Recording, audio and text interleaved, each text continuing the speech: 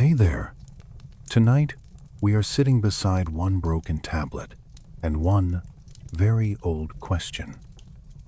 In a quiet museum room, behind reinforced glass, a piece of clay from ancient Sumer waits under careful light. And on that clay are marks, pressed by a hand so long gone that even the dust that once clung to the fingernails has become part of the larger dust of the world. What those marks seem to whisper is unsettling in a soft, lingering way. They speak of people shaped from mixed earth, of the blackheaded ones who remembered being made, of divine blood folded into river clay, and of a beginning that may have carried difference inside it from the very first breath. If that sounds like the sort of old mystery you would like to drift into tonight, do like the video and subscribe, only if this is already your kind of firelit wandering. Then dim the room. Loosen your shoulders. Let your jaw unclench and breathe a little slower with me, because this story begins in silence, in clay, and in a darkness that has waited a very long time. Imagine the room first. Not ancient Sumer. Not yet. A museum room. Cool air. Filtered light. The hush of careful shoes passing over polished floors. A pane of glass so clean it nearly disappears, until a reflection moves across it like a pale ghost and reminds you that you are standing in the present, looking at something that has survived almost everything else. Behind that glass lies a tablet from the ancient world, a rough brown fragment with wedge marks pressed into its skin. It is broken, badly broken, really. The kind of broken that makes you feel the loss more than the object itself. 2/3 of it are gone. Time has a large appetite, and apparently a special fondness for old clay. And yet what remains is enough to trouble the mind in the gentlest way. This fragment, known to scholars as part of the Eridu Genesis, comes from the world of the Sumerians, those patient city builders who pressed memory into wet earth before most of the civilizations we casually mention over coffee had even taken their first breath. Their cities stood between rivers. Their temples rose from mud brick.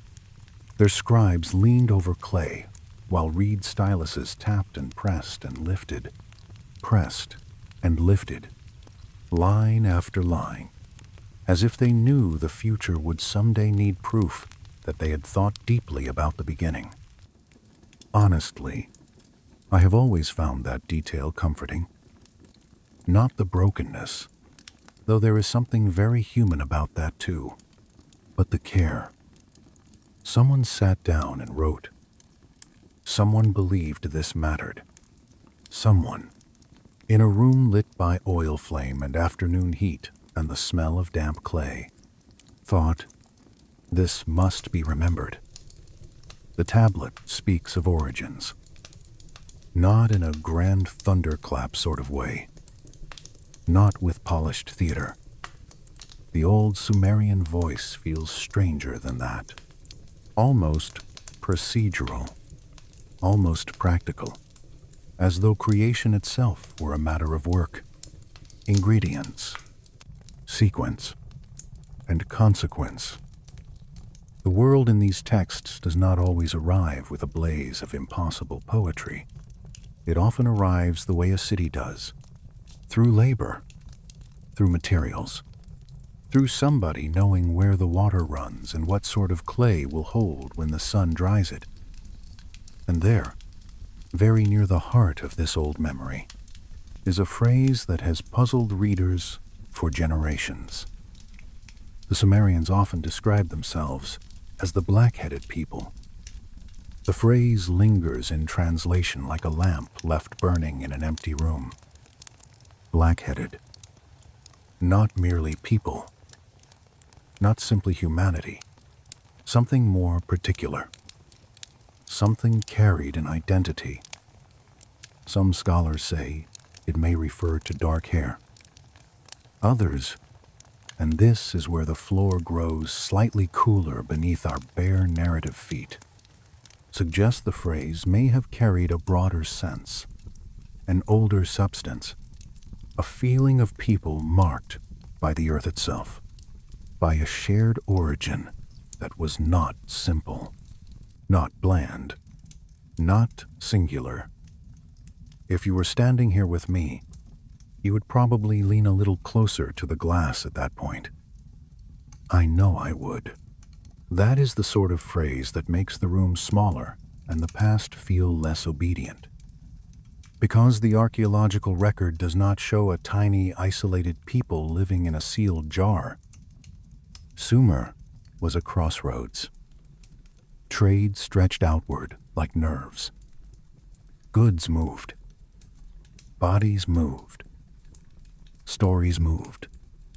Their cities were not frozen little villages of one face and one form.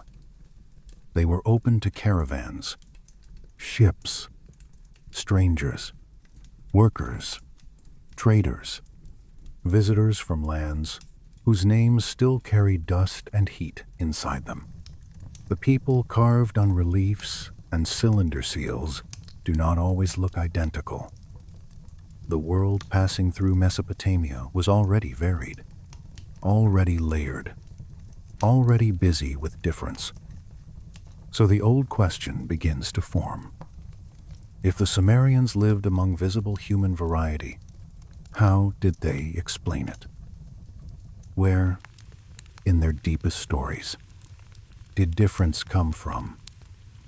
Another tablet helps us here, or perhaps unsettles us here, which may be the more honest phrase.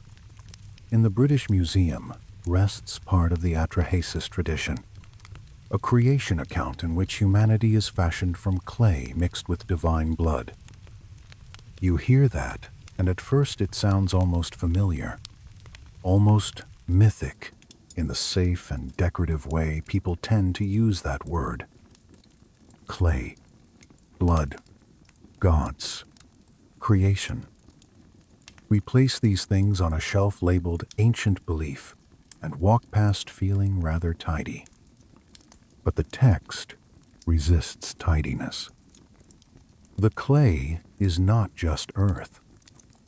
It is specific earth, earth drawn from deep places, associated with the Abzu, that mysterious freshwater depth beneath the world, the hidden watery realm of Enki, the god of wisdom and craft and subterranean life.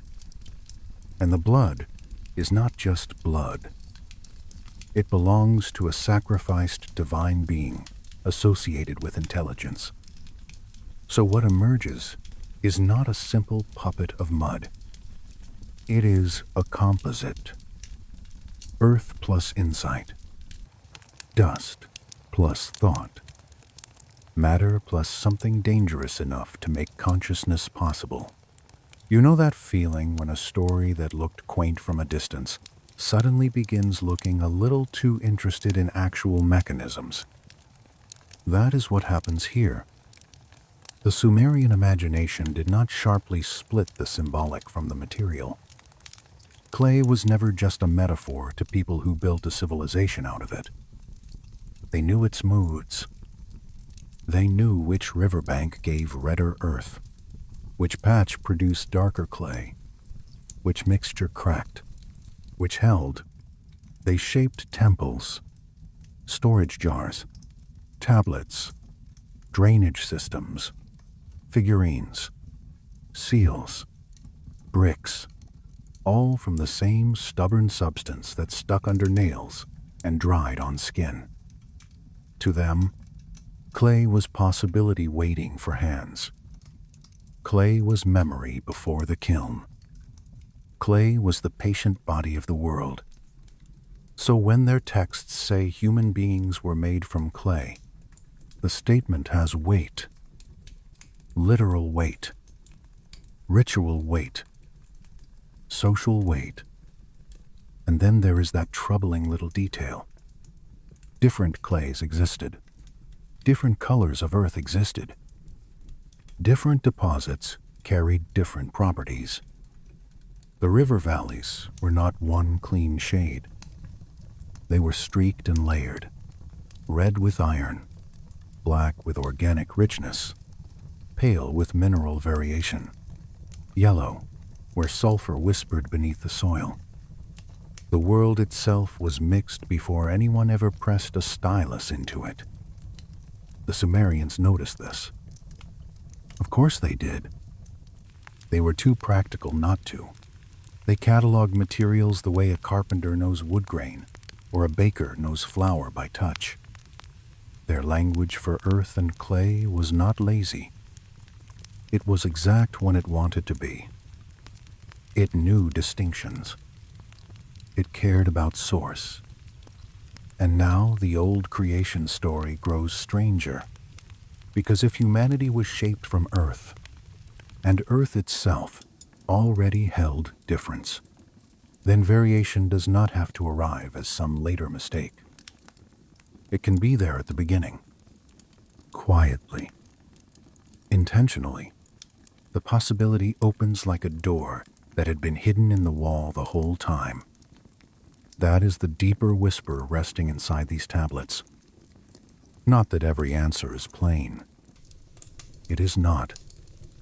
Not that the evidence is neat. It certainly is not. Ancient texts rarely sit still for modern people. They squirm. They glow in one place and darken in another. Translators disagree. Fragments cut off just when you want them to behave. Scribes had the bad habit of dying before footnotes were invented. All very inconvenient. Charming, but inconvenient. Still, some patterns remain stubborn. The oldest Sumerian voices do not describe humanity as a perfectly identical pair strolling into history with matching faces and one shared future. They describe making, mixing, assigning, shaping.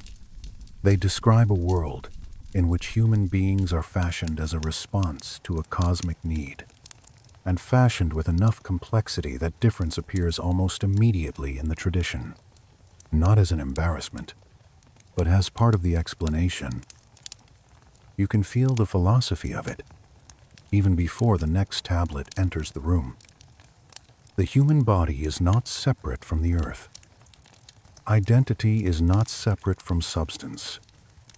To speak of clay is already to speak of form, possibility, limitation, and destiny. To say that a people came from dark earth, or rich earth, or mixed earth is not just chemistry in that world. It is meaning. So let us step more fully out of the museum and closer to the old cities themselves. Picture southern Mesopotamia, where river breath lingers over reed marshes and mud brick walls rise from flat land under broad, pale skies. Dawn there would have touched canals first, then temple corners, then the shoulders of workers already moving through dust with baskets and tools. You can almost hear the quiet slap of wet clay lifted from a pit, the suck of mud from the edge of a channel, the creak of reed bundles, the far murmur of priests. In such a world, creation would never have felt abstract. It would have felt familiar. The gods made by shaping, humans made by mixing, cities made by hand, everything emerging from earth by labor and design. And somewhere in that world, a scribe records that humanity was made from clay and divine blood. Not once has the clay forgotten. That may sound overly poetic, but I do not mean it that way. I mean it almost physically. Clay keeps impressions. Clay receives pressure and holds it. Clay is memory before writing and memory after it. The hand presses, the mark stays, the mark is fired, and the moment hardens into survival. There is something eerily appropriate in the fact that the Sumerians entrusted the story of human making to the very substance from which they said humans were first formed. The medium agrees with the message in a way that feels almost too elegant. A species made from Earth preserving its own origin story in Earth. And that is where our first part comes to rest, in that elegant unease. A broken tablet, a phrase about the blackheaded people, a creation recipe involving clay, deep water, and divine blood. A world that understood material difference more intimately than we often assume. A possibility, not yet a conclusion, that the oldest written records on Earth may have preserved not only a story of how humanity began, but a story of why humanity began varied. The museum grows quieter now. The glass reflects less. The tablet waits without hurrying you. That is another comfort of old clay. It has already outlasted every impatient reader. It can afford to be calm. And as we lean closer to what it says, we are drawn toward the next scene, where the gods themselves gather, where labor becomes rebellion, and where a goddess begins pinching human forms from wet clay in the dim and dangerous light of the beginning. The story turns now from the quiet of the museum to a much older room, one with no glass, no labels, no careful climate controls, only lamplight breathing against plastered walls and the smell of beer, clay, smoke, and river dampness. This is where the creation account in Enki and Ninmah begins to feel less like distant myth and more like something almost embarrassingly alive. The gods are not presented as marble perfection. They are tired. They are irritated. They argue. They work. They make decisions that feel practical, emotional, and just a little reckless, which, if I am honest, is a terribly human way to imagine divine beings, and perhaps one reason these stories have never fully lost their grip. Before humanity exists in its familiar role, the lower gods labor. They dig canals. They clear riverbeds. They carry the weight of civilization before civilization properly rises. If you slow the scene down, and I think for sleep stories, one should always slow the scene down. You can almost feel the mud between their feet, hear the wet drag of baskets, see the riverbank caving in as trenches deepen under a sky that offers light but no sympathy. Work in ancient Mesopotamia was not decorative. It was the difference between marsh and field, between flood and order, between hunger and a city with walls. And so the gods grow weary of it. The old text says they rebel. They burn their tools. They surround the dwelling of Enlil, chief among the gods, demanding relief. There is something deeply quiet and unsettling in that image. Not a glorious battle. Not thunderbolts. Just laborers who have had enough, standing in darkness with ruined implements and a simple, unbearable truth. The work cannot go on like this. A solution is needed. Not a speech, not a promise, but workers, new beings. A substitute species that will take up the burden of maintaining the world so the gods may rest. And so the conversation drifts, or perhaps sharpens, toward creation. What follows is one of the strangest and most intimate origin scenes in ancient literature. The goddess Ninmah, magnificent lady, takes the lead. She is not floating above reality in a cloud of polished symbolism. She is working with her hands. The text tells us she gathers clay from the Abzu, the hidden freshwater deep associated with Enki. Not just any clay. Then, not the easy surface crust from a roadside puddle.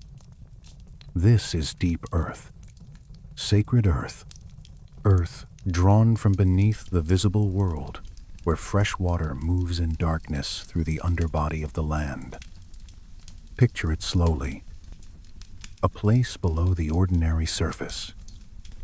Water whispering through shadow. Sediment cooling in silence.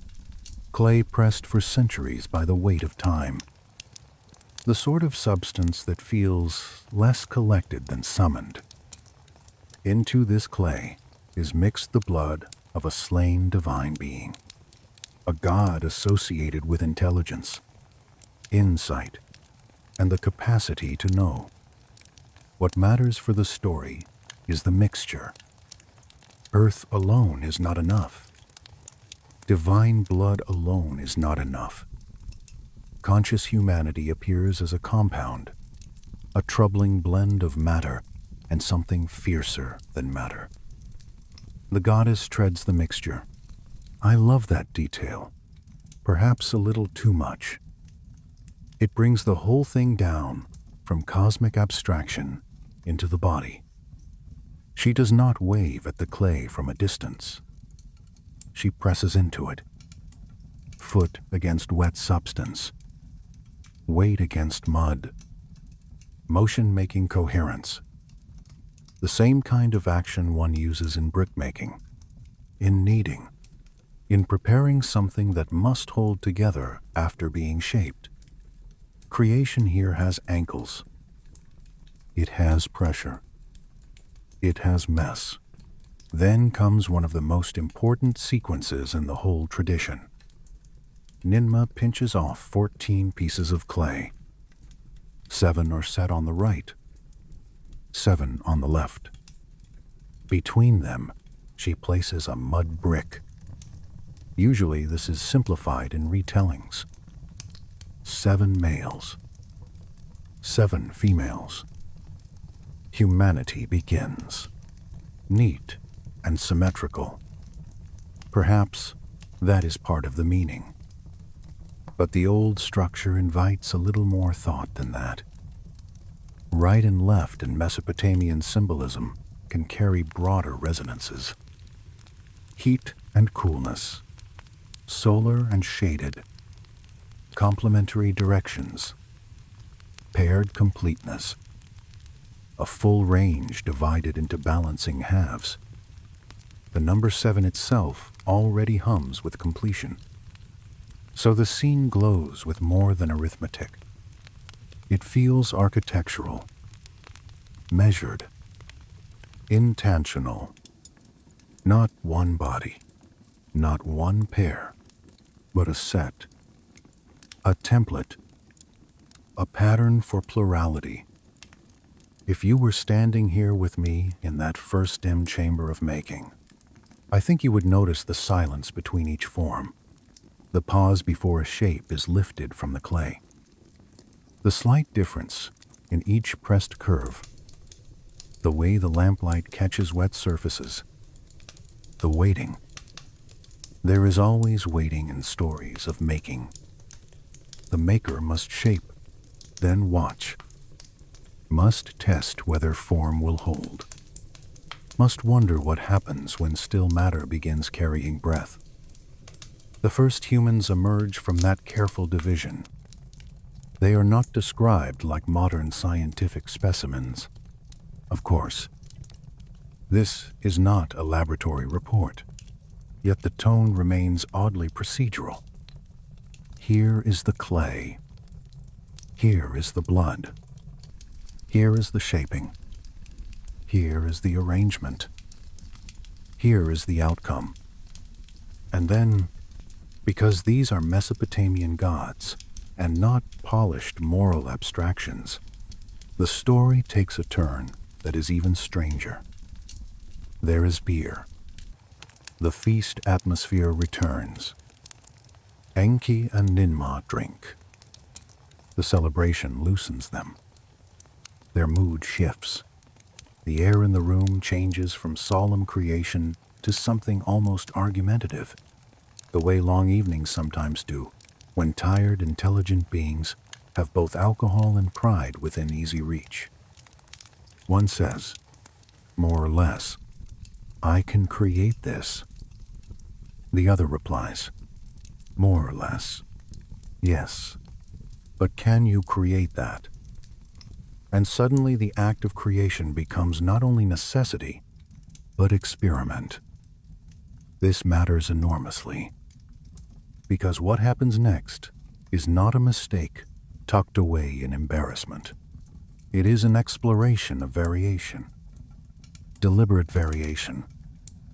Ninmah fashions a human who cannot control his urine, another with diseased eyes, another with weakness in the body, another whose feet are paralyzed, another woman who cannot bear children, another being who is neither fully male nor fully female. The text shows Enki finding each figure a place in society, assigning function instead of abandoning them to meaninglessness. But there is something broader moving beneath the surface. Ninmah is mapping the boundaries of what humanity can be. She is demonstrating range. She is showing that from the same basic mixture, form can vary widely, and that society itself must respond to that reality. One by one, Enki gives these forms roles. The one with damaged sight is made a musician. The weak one is given work suited to fine skill rather than brute strength. The paralyzed one becomes a counselor. The barren woman finds a place in temple weaving. The one outside familiar gender categories becomes an attendant in the royal sphere. This is not modern egalitarianism, and I do not want to pretend it is. Ancient courts remained courts, and power remained power. Yet the movement of the text is still remarkable. Difference is not erased. It is incorporated. Variation is treated as real, original, and socially meaningful. You can feel the old Sumerian pragmatism humming beneath the divine drama. A city cannot be made only of one type of person. A civilization requires many forms of usefulness, many capacities, many temperaments. The text offers a cosmic precedent for plurality, a way of saying that difference was there from the beginning, because the beginning itself was never simple. It is debated, of course, how far we should press this reading. Some scholars would caution against making the passage carry too much conceptual weight. They are not wrong to be careful. Ancient texts can only bear so much modern enthusiasm before they start squeaking. But the pattern is there. The myth does not imagine one flawless human form standing alone as the unquestioned standard. It imagines a field of human possibilities emerging from one original act of shaping. And then Enki, not wanting to lose the contest, or perhaps simply unable to resist continuing it, fashions a figure of his own. The tablets grow fragmentary here, which is an ancient habit I find almost rude, though admittedly no ruder than history in general. What survives suggests a being whose head is not right, whose birth condition is not right, someone alive and yet hovering near the edge of viable life. Hard to place, hard to sustain. Ninmah cannot easily assign a role. The text trembles there, between existence and non-existence, between form and function. That moment is haunting in the softest way.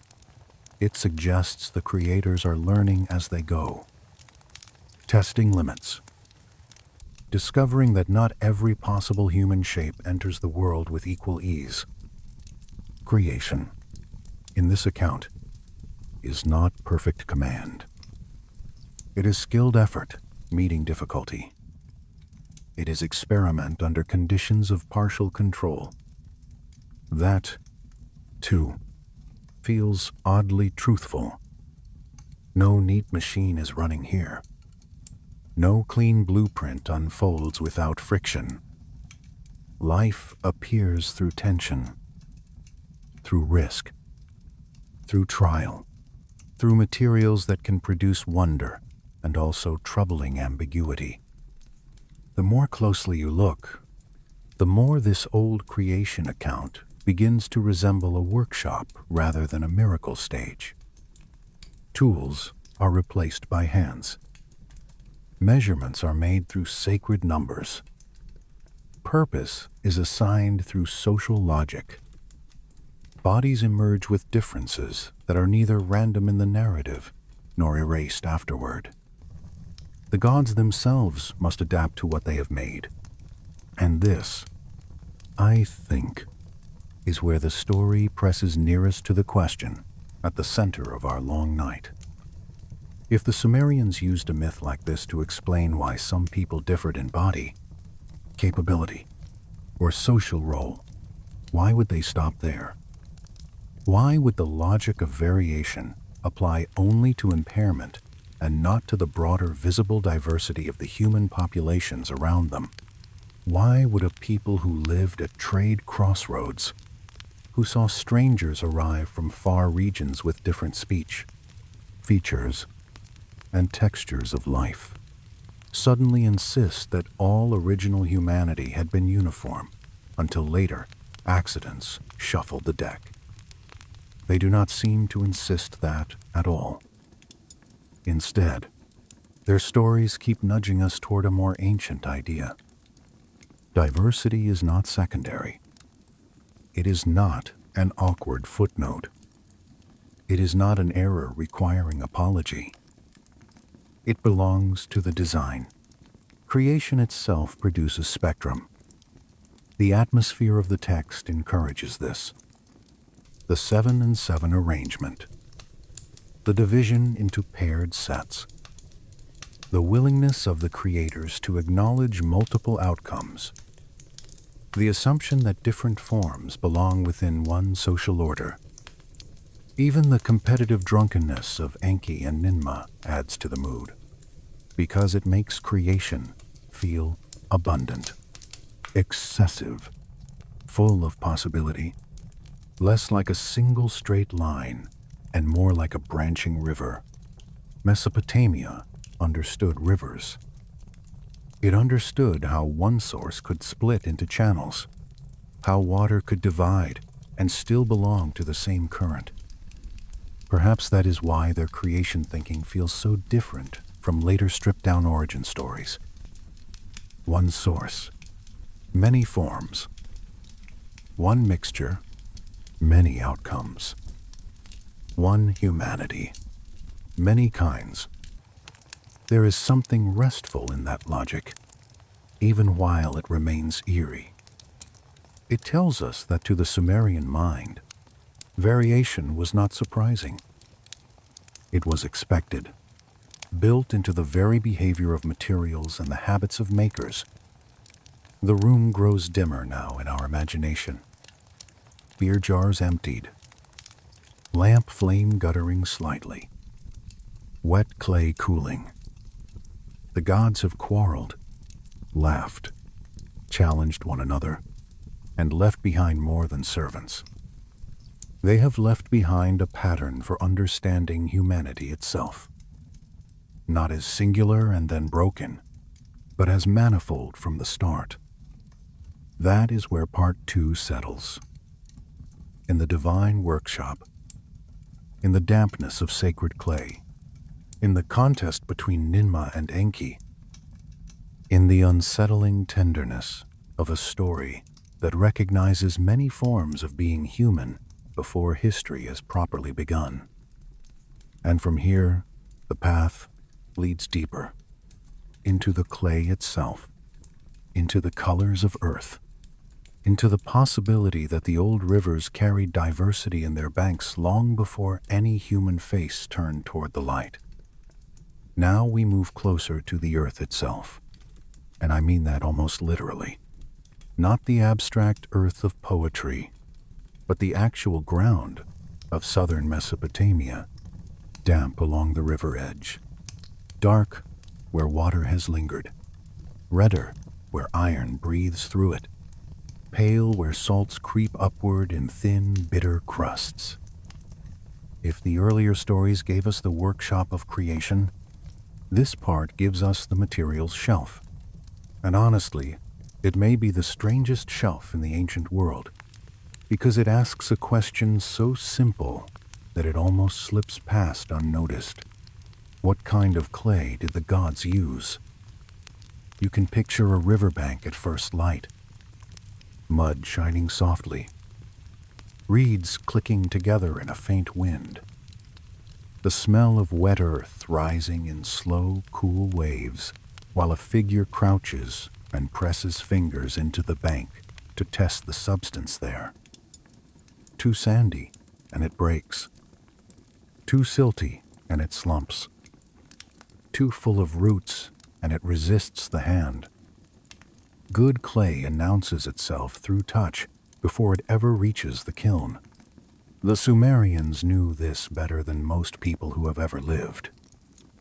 They built with clay, stored with clay, recorded with clay, sealed with clay, prayed around clay, argued through clay, and left their memory in stacks of clay so durable that we still visit them in museums, while our own age stores everything in invisible clouds that may one day vanish because someone forgot a password. There is a little joke in there somewhere about trusting civilization to mud over machinery, and I suspect the mud may end up winning.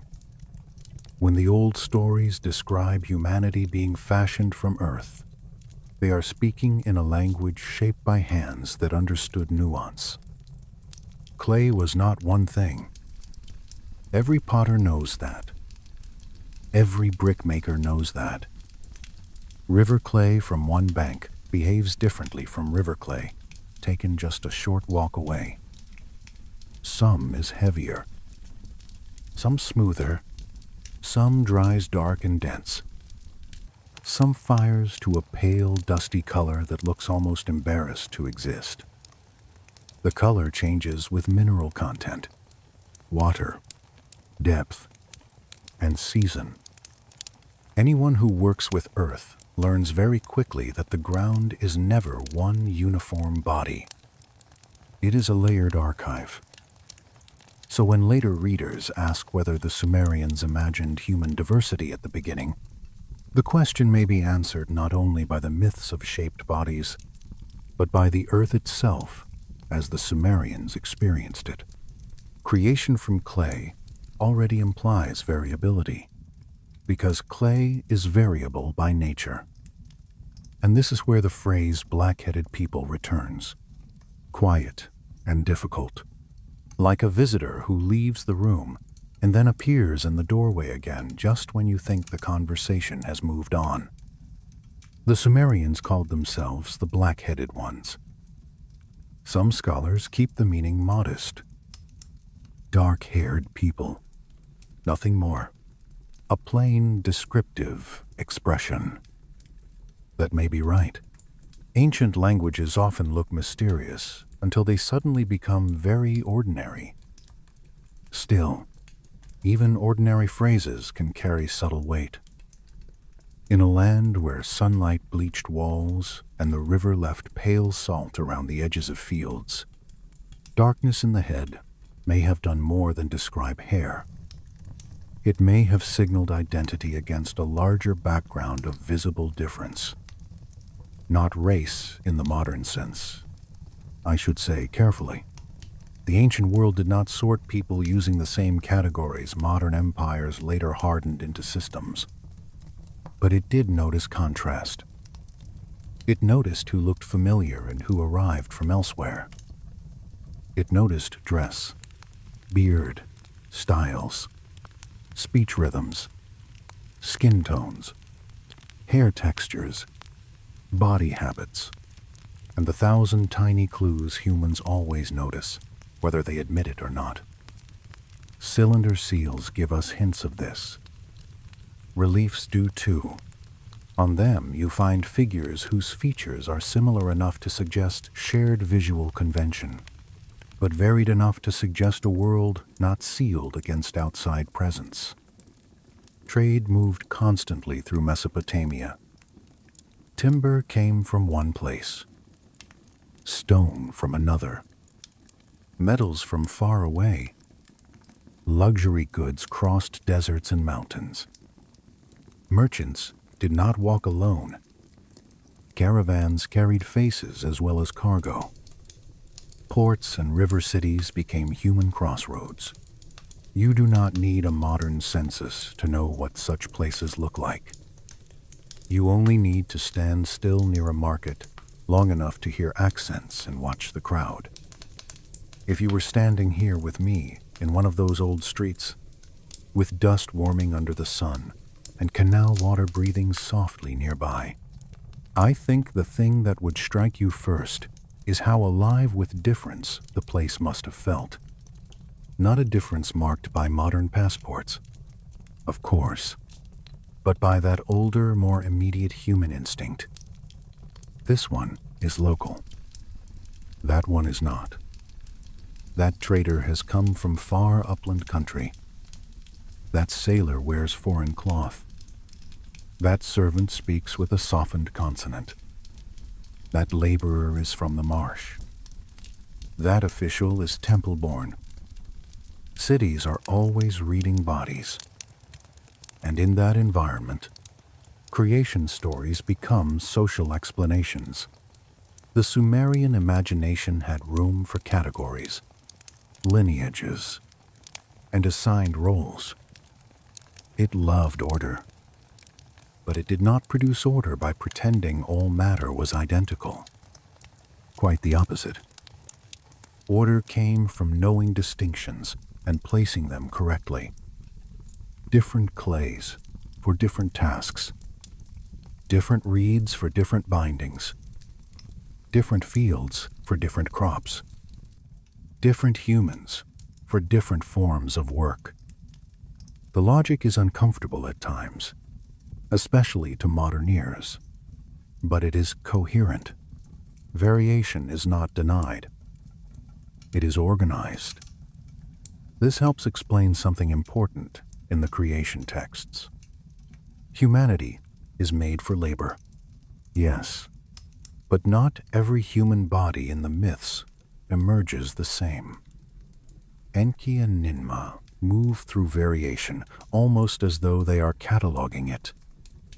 Male, female, fertile, infertile, strong, weak, seeing, not seeing, walking, not walking, neither one social category nor the other. That is already a remarkably broad imaginative field for one of the earliest written literatures on Earth. And then there is the land itself, that endless teacher. Mesopotamian life depended on the tension between river gift and river threat. Floods brought fertility, but they also brought disruption. Silt settled differently from season to season. Fields changed. Canals clogged. Banks collapsed. The world refused uniformity. A patch of earth that gave clean brick one year might give cracking clay the next. Human beings living close to that reality could hardly imagine matter as static. Matter shifted. It mixed. It surprised. It took form according to conditions. I have always found it strange that modern people sometimes imagine ancient minds as rigid when ancient environments were so obviously fluid. Rivers move, mud changes, crops fail, boats arrive, strangers settle, children are born with different faces and different capacities. Nothing about that world teaches bland sameness. Which brings us to another intriguing possibility. The old Sumerian creation memory may not be interested in explaining just one difference at one level. It may be using the pliability of clay to explain humanity as a whole, a species united by origin, but visibly manifold in expression. We cannot prove that every scribe consciously meant all of this. Of course, we cannot climb back through time and politely ask for annotation, but the materials of the tradition lean in that direction. There are temple hymns and royal inscriptions, too, that hint at humanity distributed in kinds, tongues, and lands under divine management. The gods in Mesopotamian thought do not merely create. They assign, divide, delimit, and order territories. Peoples belong in patterns. Cities belong to patron deities. Languages themselves become part of the larger drama.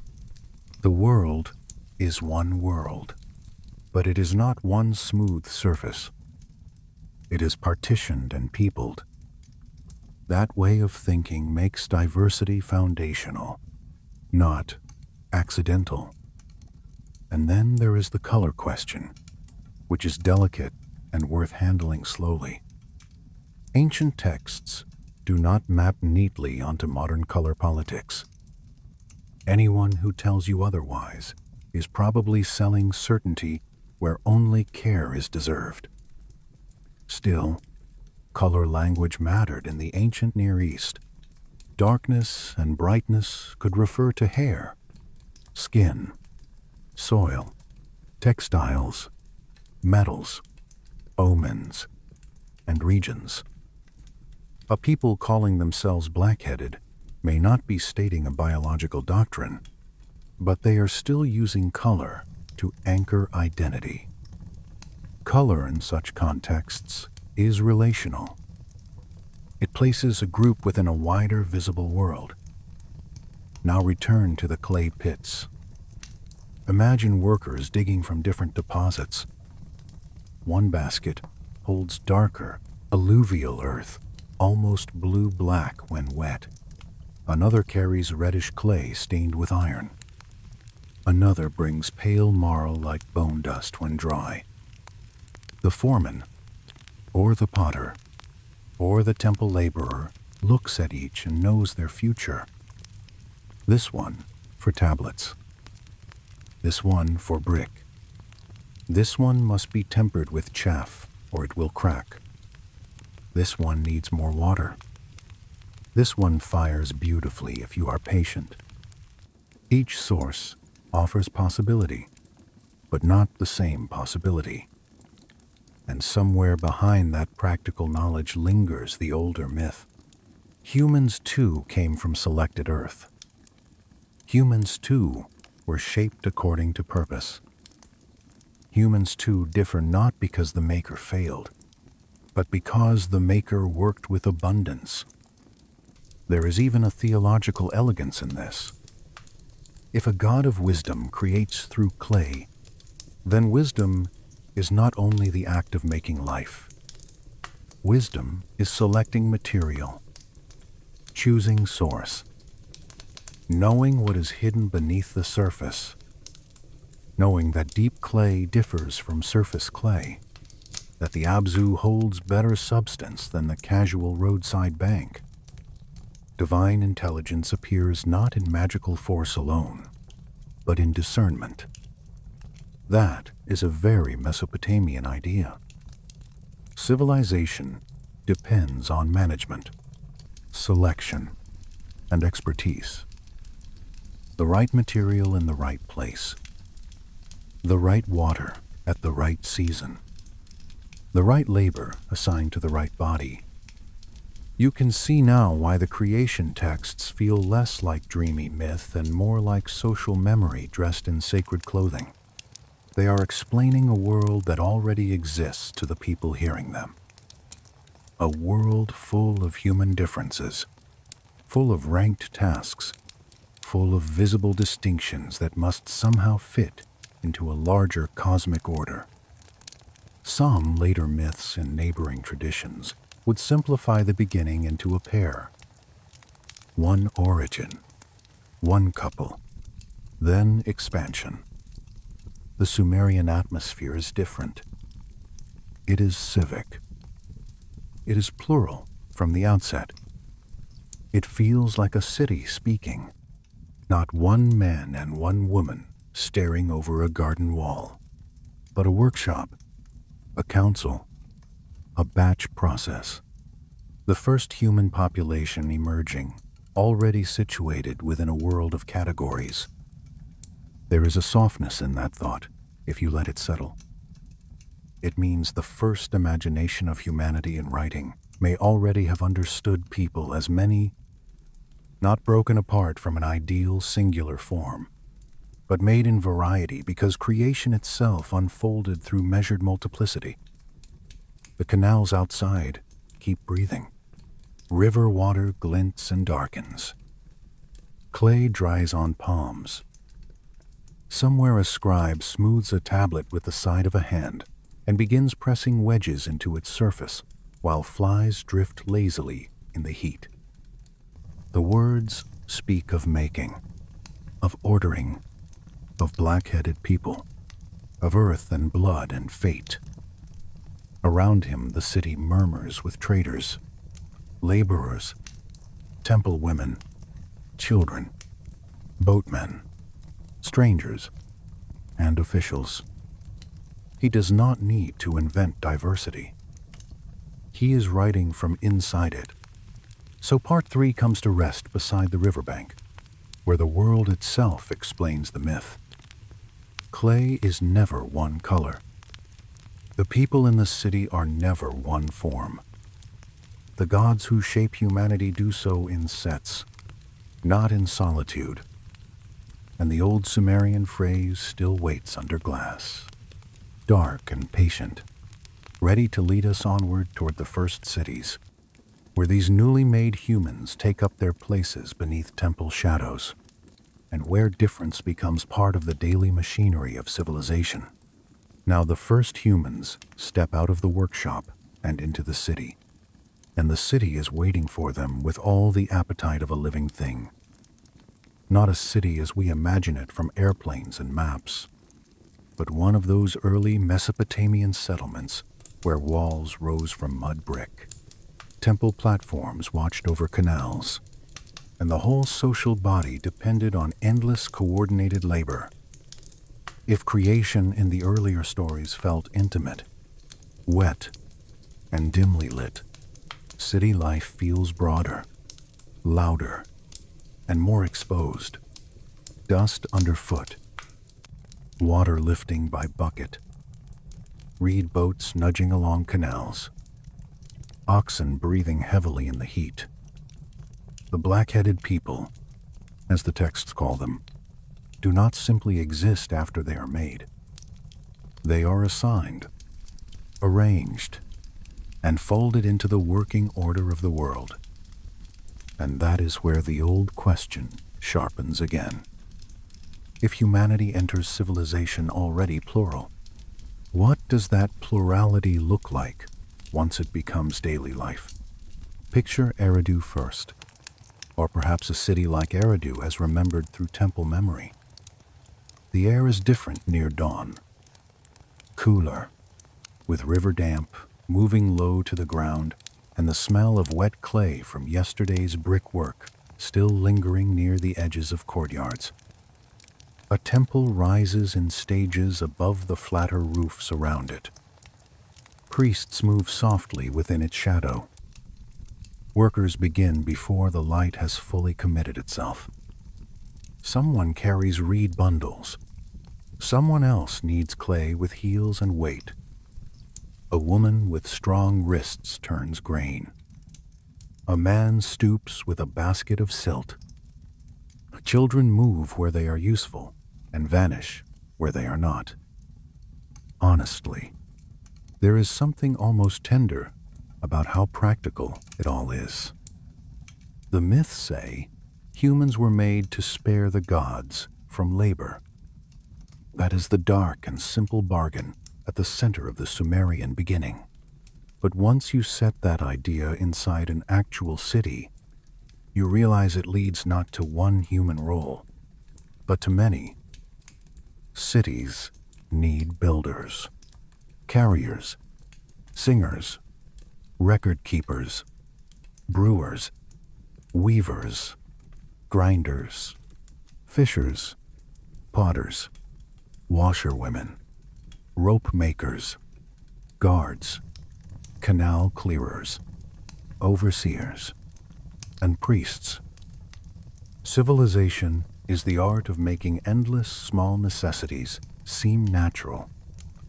So the city itself supports the broader logic of the creation myths.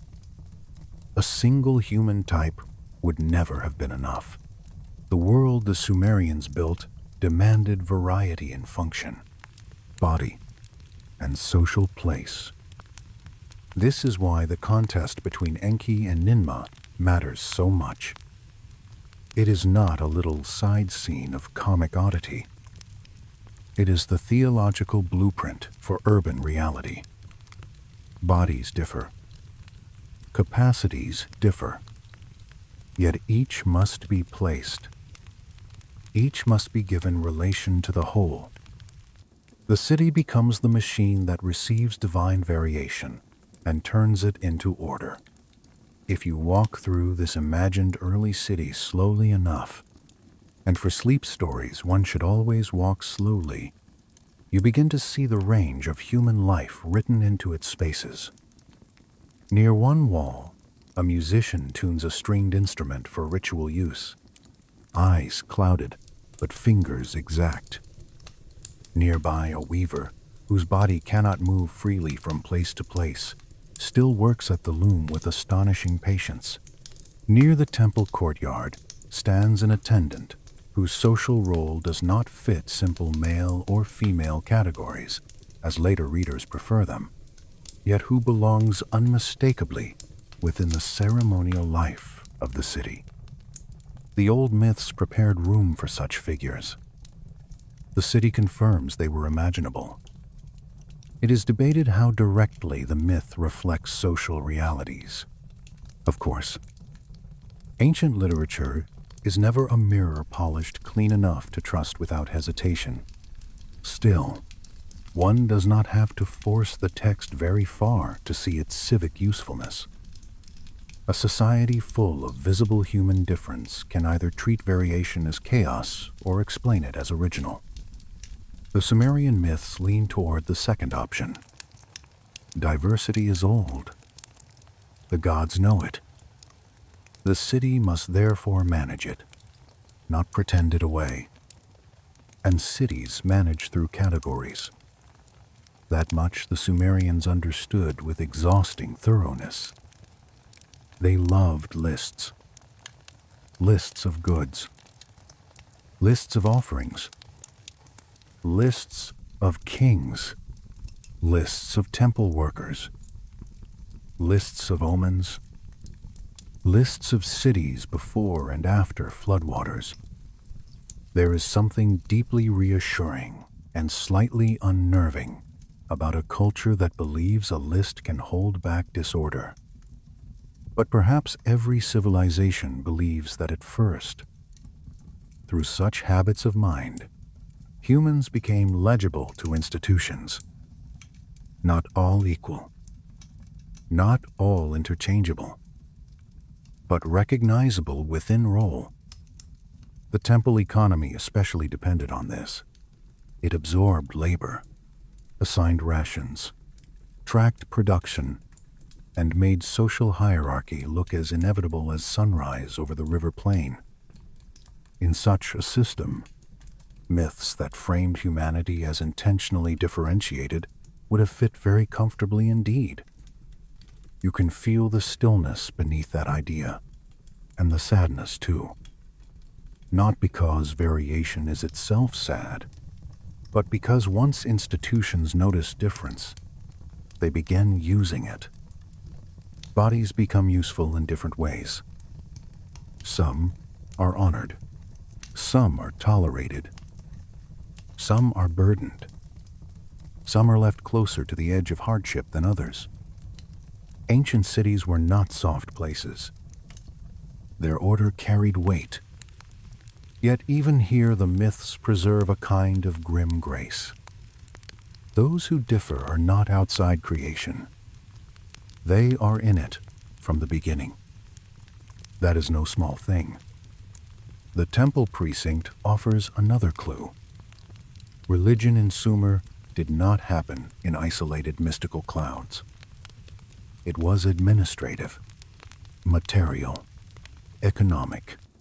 Gods owned lands, received rations, commanded labor through their priesthoods, and anchored the identity of cities.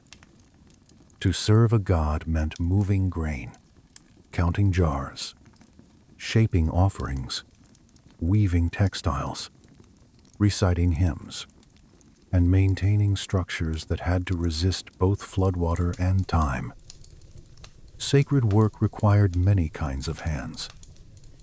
I have always found that one of the most human things about ancient religion, beneath the incense and grandeur there is always inventory. And inventory requires people. So the blackheaded people become not merely a poetic phrase, but a working population. The self-named human community living under divine jurisdiction. The phrase may have helped create a sense of shared identity across visible internal differences.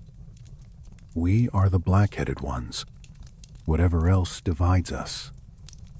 We are the made ones, the city's people, the temple's laboring human order. In a world of traders, foreigners, nomads, envoys, and neighboring populations, such a phrase gathers inward. It says we belong to this system, this land between rivers, this sacred arrangement of city and God. At the same time, the very existence of that self-naming suggests awareness of those who are not included. Identity requires edges. It always does. Some stood within the phrase, some hovered outside it. Mesopotamian cities welcomed exchange, but they also ranked and distinguished. Foreigners could be useful, admired, feared, mocked, incorporated, or excluded according to circumstance. None of that would have surprised the gods of these stories, who themselves delight in order, boundary, and assignment. Walk now toward the canal edge, where laborers stand, calf deep in mud, repairing a bank after the water has bitten into it overnight. Their legs are slick with dark river clay. Reed mats lie nearby. Brick molds wait in rows. A supervisor shouts a little. Not excessively. Just enough to keep rhythm from collapsing. The workers do not all move alike. One lifts with ease. Another measures carefully and slowly. Another limps, yet knows exactly where the bank is weakest. A younger worker follows instructions while glancing constantly at more skilled hands. Difference is visible at every scale. Strength, judgment, endurance, dexterity, memory, nerve. No city survives by pretending these are the same in every person. The creation myths know that. They feel written from inside the observation. Even fertility enters the logic of city life. The stories mention women who cannot bear children, and instead of erasing them from meaningful existence, the tradition assigns them place. Temple weaving, household administration, ritual attendance. Again, not modern liberation, and we should not flatter the past into saying things it did not say. Yet the old Sumerian framework does something quietly radical for its time. It allows human significance beyond reproductive expectation alone. That matters in a civilization where inheritance, kinship, and household continuity carried real weight. To imagine a woman outside childbearing as still socially placeable is to imagine a city that cannot afford to discard every difference that troubles the tidy ideal. You know that feeling when an ancient story turns out to be more observant than the people simplifying it centuries later. This is one of those feelings. The city street narrows now between mud brick walls. Shade gathers there. The smell changes. Less river, more bread, more tannin from dyed wool, more dung, more smoke, trapped in warm, still air. Somewhere nearby, a child repeats a phrase from a lesson. Somewhere else, someone laughs abruptly, then stops. A donkey complains with astonishing moral conviction. Pots ring softly as they are stacked. In a courtyard, women grind grain while discussing household shortages. At the corner of the temple wall, a scribe pinches off a fresh bit of clay and rolls it smooth. Life continues because countless differentiated people keep it moving. And above them all, the ziggurat, or the earlier temple mound, before the full monumental form matures, rises like organized intention against the sky. The gods wanted servants. What they received was humanity in range, and now the city must turn that range into continuance. This is the deeper darkness in the story, if we are being honest. Humanity was made for labor. The city sanctifies the arrangement. Difference becomes useful, not only in beauty or ritual, but in extraction. One body for carrying, one for counting, one for music, one for weaving, one for administration, one for temple service. The creation myth can comfort by explaining difference, yet it can also justify hierarchy by making every place look ancient and divinely intended. That tension makes the story feel real. No civilization tells myths for one purpose only. Myths soothe and organize. They illuminate and disguise. They offer belonging while also stabilizing power. The Sumerian creation accounts are old enough to feel dreamlike, but practical enough to serve institutions that needed humans to keep showing up. Some scribes may have heard genuine wonder in the old stories. Some temple officials may have heard management theory in sacred dress. Both readings could stand in the same room without quarreling too much. As evening comes to our imagined city, the light softens against brick, and the canal turns from dull brown to a strip of bruised gold. The heat lifts slightly. Workers return in slow groups. Ration jars are carried. A musician passes under the wall. Temple women gather woven cloth. Reed baskets are stacked. Children are called indoors. The blackheaded people settle into the temporary stillness between one laboring day and the next. Behind them, the myths remain, not floating high above their lives, but close, explanatory, almost domestic. You were made from clay. You were made in sets. You were made different. You were placed where the world required you. That is the lullaby and the burden together. And so part 4 comes to rest inside the first city, where divine experimentation hardens into daily order, where human diversity becomes visible not as accident, but as structure, and where the temple and street together preserve a very old idea. The beginning did not produce one identical humanity, later split apart. It produced a many-formed people from the start, then set them among canals, bricks, dust, and sacred administration beneath the patient eyes of the gods. Night settles more fully over the city now, and with night comes the kind of quiet that never quite becomes silence. Water still moves in the canal. A dog shakes itself somewhere beyond the wall. Reed doors whisper on their hinges.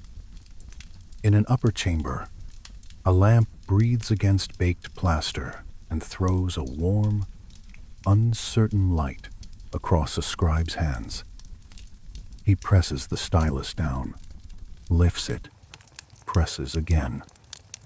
Tiny wedges appear in clay. A record is made. Another memory given weight. And this is where the story grows a little darker, because once a city learns how to write itself down, it also learns how to decide which kinds of people count, which forms of labor deserve naming, which bodies are recorded with care, and which pass like dust through the edge of the light. The old creation stories had already made room for many kinds of humans. The city had given those kinds work, place, and burden. But writing does something else. Writing turns difference into administration. If you were standing here with me beside the lamp, you would notice first the smell. Warm clay, a little oil smoke, the faint sharpness of reed fiber from the cut stylus. And underneath it all, that patient Mesopotamian scent of earth recently touched by water. The scribe is not thinking about eternity. He is thinking about completion. This measure of grain, that assigned ration. This worker absent, that weaving delivered. Still, the tablet he smooths with his palm may outlast him by 4,000 years, which is both magnificent and a little rude. The city, once written, becomes more exact and more merciless. Not because writing itself is cruel, but because records allow institutions to remember selectively. A labor force can be counted. Temple women can be listed. Workers can be divided by role, by gender, by household, by skill, by obligation. Children can appear in the margins of rations. The elderly can become notes of reduction. Even the gods, in their own way, become administrators through the hands of those who serve them. This is where the many-formed human world of the old myths meets the hard geometry of power. The Sumerians loved categories long before later empires perfected them. A person could belong to a temple household, a palace network, a labor gang, a kin group, a canal district, a craft quarter. All these affiliations overlapped like wet reeds woven into one mat. Identity was never one flat thing. It was layered, practical, social, sacred. Yet once such identities enter tablets, they begin to stiffen. A role repeated becomes a pattern. A pattern repeated becomes expectation. And expectation wears grooves into a civilization the way sandals wear paths into dust. Honestly, That may be one of the most human tragedies in all early history. The city needs flexibility to survive, but power prefers repeatability. So while the old creation accounts allowed for remarkable human range, the developing institutions of city life worked quietly to stabilize that range into predictable forms. Not always perfectly, never completely. Human beings are too slippery for that. But the effort is visible. One body associated with one type of service. One household responsible for one quota. One line on one tablet, linking one name to one duty. A civilization is teaching itself to sort, and yet the rivers resist sorting, which is why they remain so important to the story. In the morning, they nourish. In summer, they recede. In flood, they erase borders with frightening ease. Water is the permanent critic of every Mesopotamian institution. The city may draw lines. The river smudges them. The tablet may count labor. The flood may carry laborers away. The temple may promise ordered life beneath divine supervision.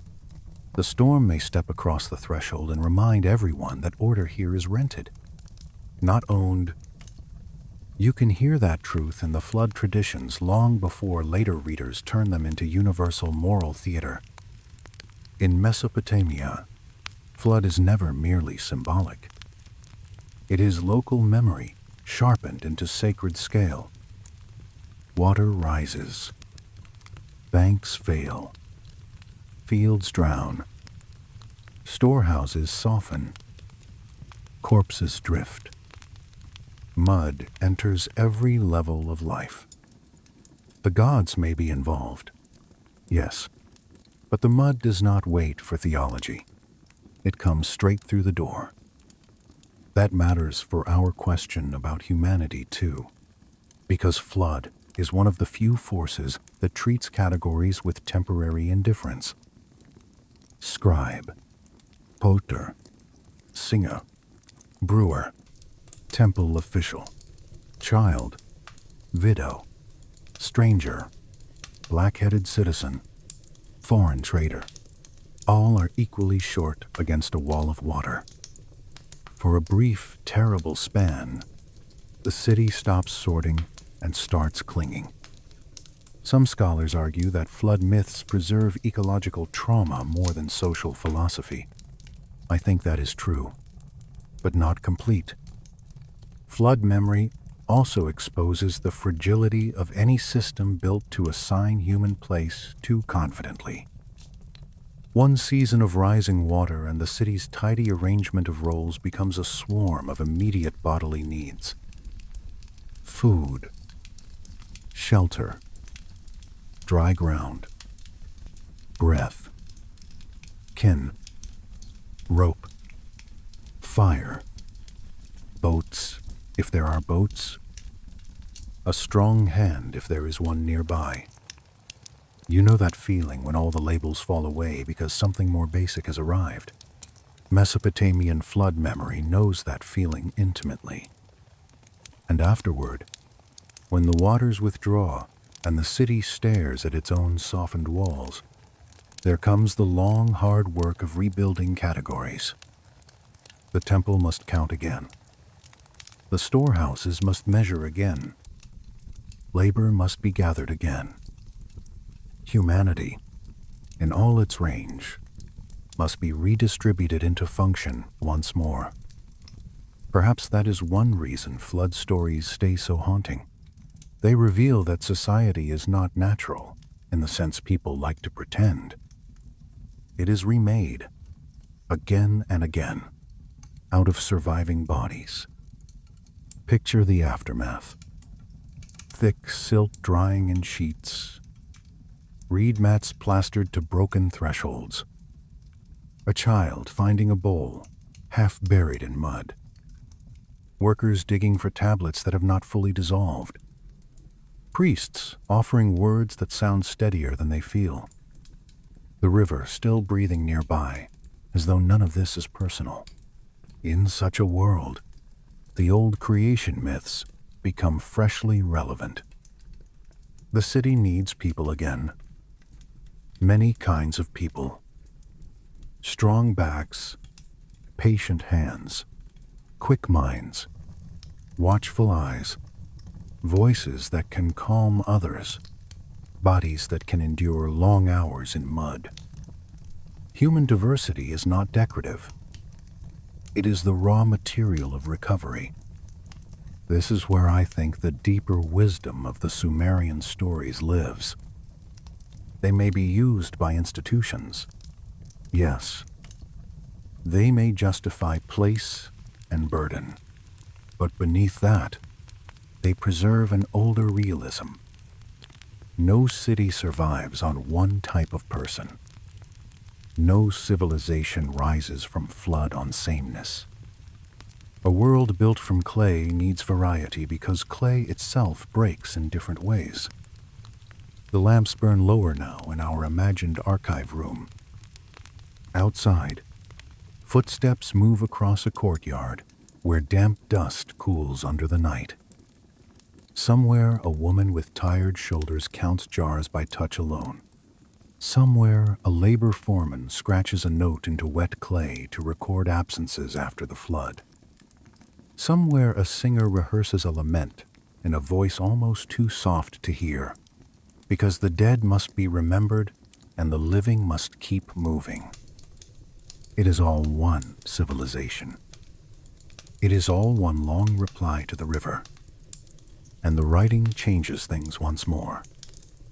Because once trauma is written down, it can be inherited by people who never saw the water rise.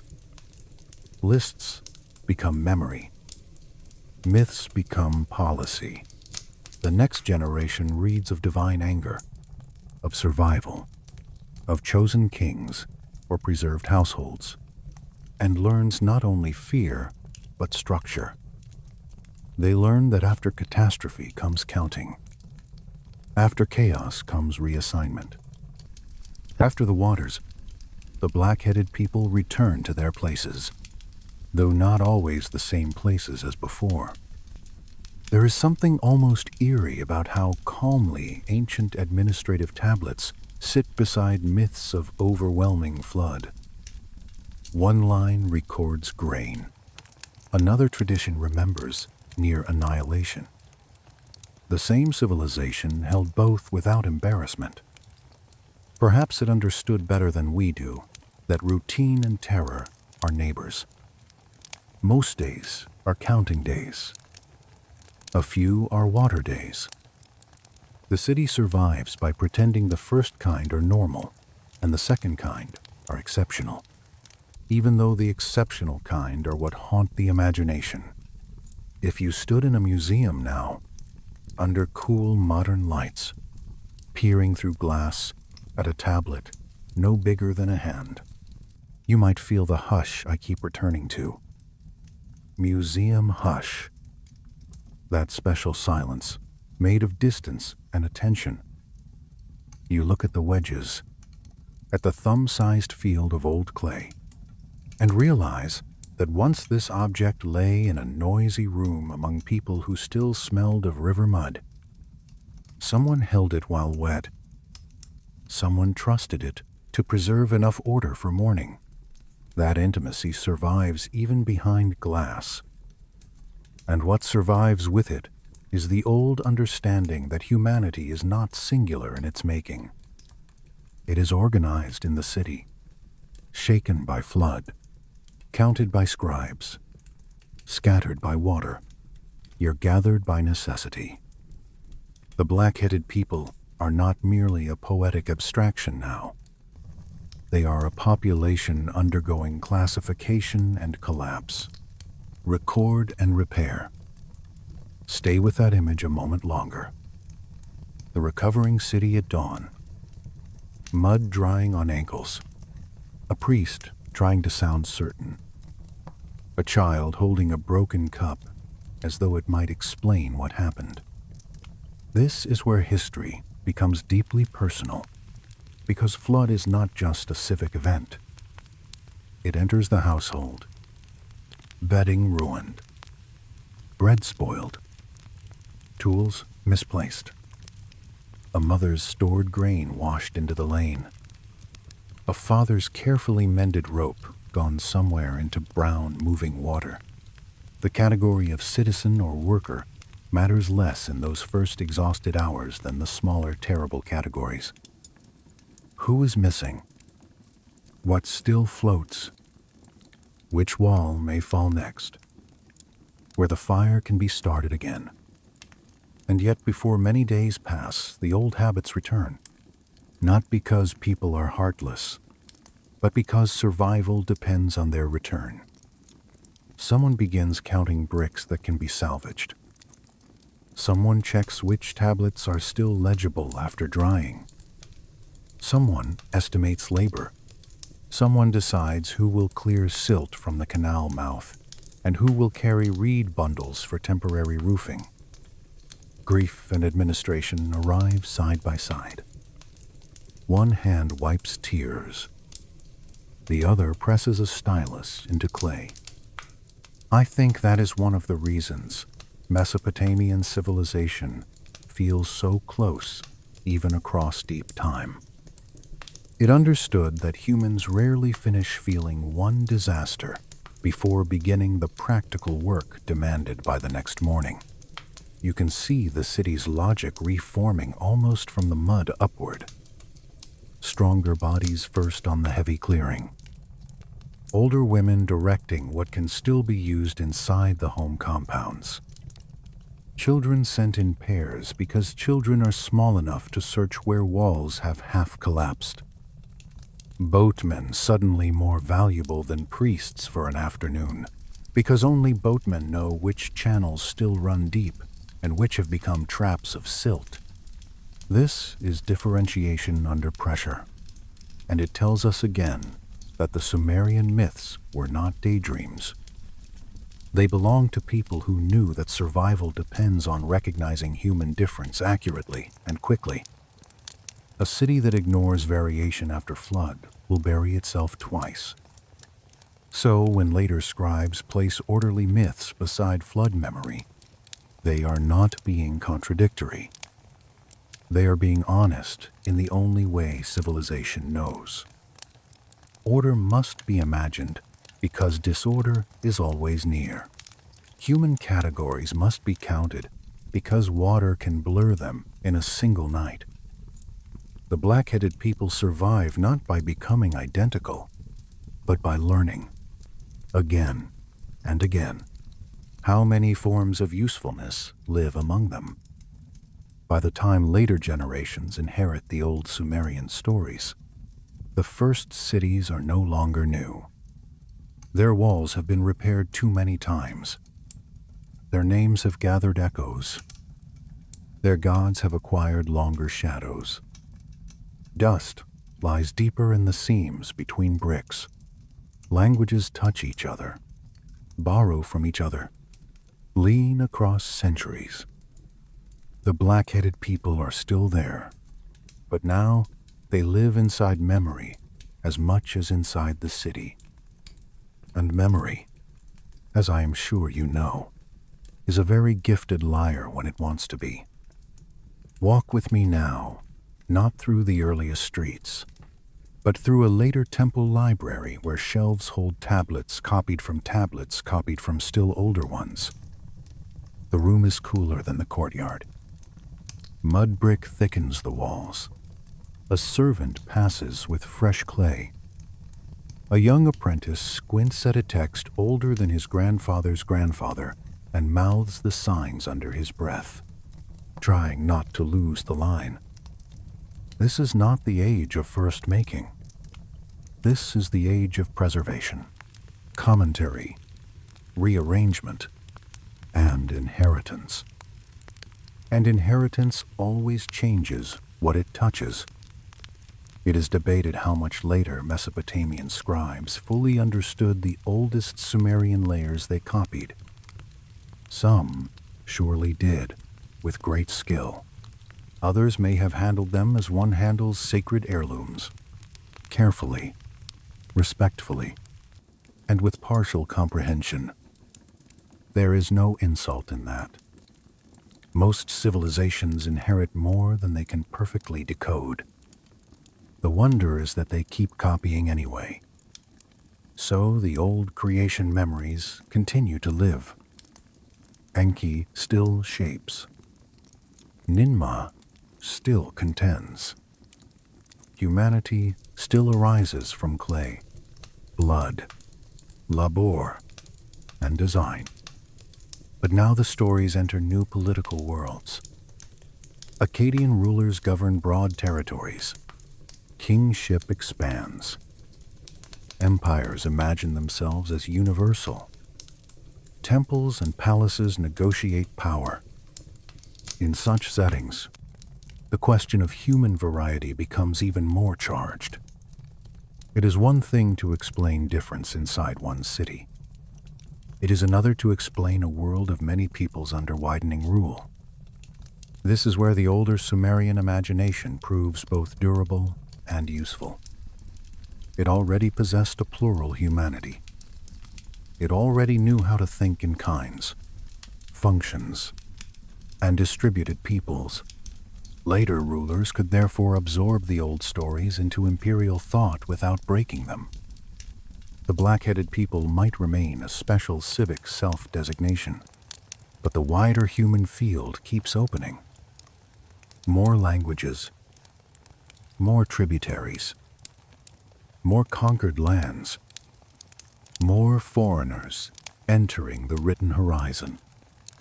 You can feel the shift in royal inscriptions. Kings begin boasting not only about one city or one canal, but about lands beyond lands, mountains, lower seas, upper seas, distant peoples whose names arrive in the text like strange birds landing on a familiar roof. Empire loves enumeration almost as much as temple bureaucracy does. To rule widely, one must name widely. And every name added to the list makes humanity seem larger, more varied, more governable in theory, even if never fully in fact. Honestly, imperial confidence has always had something of the accountant about it. If it can be listed, it begins to feel controllable. Yet the old myths remain more subtle than imperial slogans. They do not say all humans are identical subjects waiting to be managed from the center. They suggest instead that variety is primordial. The world begins already differentiated. This becomes politically valuable. Differences in speech, appearance, craft, and custom need not be shocking. They can be folded into a cosmos that always had room for distinction. The empire may seek to rule them, but myth has already explained why they exist. This is also the stage where languages themselves become part of the story. Sumerian does not vanish at once. It lingers in ritual, scholarship, prestige, and scribal training even as spoken realities shift. That means later readers encounter the oldest human labels through the veil of learned tradition. The phrase, blackheaded people survives, but its texture changes. What was once immediate self-description becomes heritage language, almost ceremonial. The words continue, but now they carry the hush of antiquity. And there is something beautifully eerie in that. A people continuing to name itself through a phrase older than its ordinary speech. It is like hearing an ancestor answer from the back of the room every time the text is recited. The apprentice in our library room pauses. Dust moves in the slant of afternoon light. He wets his finger slightly and turns another tablet. Perhaps he does not think about race, identity, or humanity in the ways modern readers do. Why would he? He thinks about signs, about correctness, about pleasing his teacher, about not ruining the copy. Yet through his work, the old Sumerian vision continues to travel. That is how civilizations preserve their deepest intuitions, often by accident, through the steady labor of those who are just trying not to make a scribal mistake. Outside, a procession passes. Sandaled feet, bronze fittings clicking softly. Someone carries a standard. Someone else holds a reed fan. From the temple roof, the city looks orderly. From the alley, it feels more mixed, more improvised. That duality never disappears. Official texts simplify. Streets complicate. Myth offers broad sacred frames. Daily life fills them with messy detail. And then comes another transformation. The old stories begin traveling beyond Mesopotamia. Not all at once, not in one pure line, and certainly not without change. Motifs move through trade, conquest, exile, schooling, ritual contact, and the general human habit of borrowing powerful stories from neighbors and then pretending they had always been ours. Creation from earth. Humanity shaped by divine action. Flood as reset, labor as burden, ordered populations under heaven. All of this will echo outward in different forms. Some details soften. Some sharpen. Some are moralized. Some universalized. Yet under many later retellings, you can still feel the old river clay. This matters because once the stories move, so does the question of diversity. A myth formed in the first cities of southern Mesopotamia begins participating in larger conversations about who humans are, how many kinds there are, and whether difference belongs to the beginning or arrives later as punishment, confusion, or decline. The Sumerian answer, at least in the layers we have been tracing, remains surprisingly steady. Difference is there from the start. It is worked into the making. That may be one reason the old material keeps returning in scholarly discussion. It refuses the comfort of a perfectly uniform first humanity. It also refuses the modern temptation to read ancient difference as identical to modern race science. It sits in between those habits, older and stranger. It notices bodies, capacities, roles, and peoples, but within a world where clay, flood, city, and God are all more immediate than biology in the modern sense. And perhaps that is why these myths still feel alive. They are not sterile systems. They breathe. They admit mess. Even their order is textured with failure. Enki outsmarts. Ninmah retaliates. Bodies emerge awkwardly. Floods erase plans. Cities count and recount their people. Kings boast beyond reality. Scribes preserve more than they fully understand. There is nothing smooth about the tradition. It is full of fingerprints.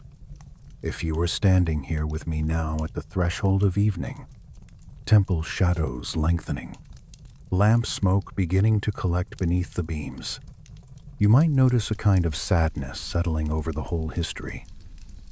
Not despair, just the long sadness of knowing that every civilization writes on clay it cannot keep forever. Tablets break. Languages dim. Cities sink into tells. Rivers change course. the blackheaded people become an academic phrase on a placard in a museum. And yet, through all that loss, the idea survives. Humans began as many. That is the quiet pulse we have been following from the first riverbank to the later library. The making from clay suggested it. The blackheaded self-naming localized it. The contest of Enki and Ninmah dramatized bodily variation. The city institutionalized it. The flood tested it. Writing counted it. Empire inherited it. Scribal tradition preserved it. Later cultures transformed it without fully erasing its shape. Across all those stages, the old Sumerian imagination never quite surrendered the fact that humanity comes plural. You can see now why the stories matter beyond antiquarian curiosity. They remind us that some of the oldest written reflections on human origins were not simplistic. They were already grappling with diversity as a foundational problem and a foundational reality. They asked how one species could hold many forms. They answered not with one clean doctrine, but with clay, blood, categories, labor, gods, and city life. In other words, with the full confusion of civilization itself, there is a flicker of humor there too.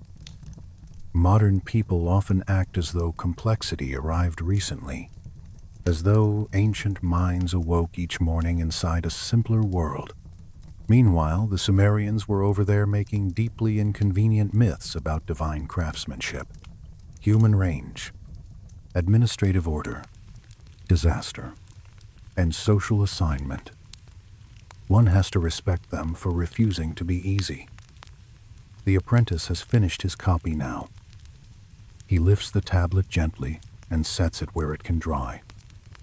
Around him, the library settles into evening hush. Someone in the courtyard calls for water. A pigeon shifts in the rafters.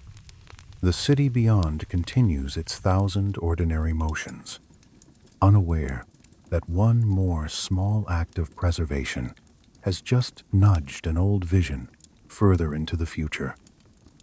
There is one more thing to notice before we leave the library. The tablets themselves do not all look alike.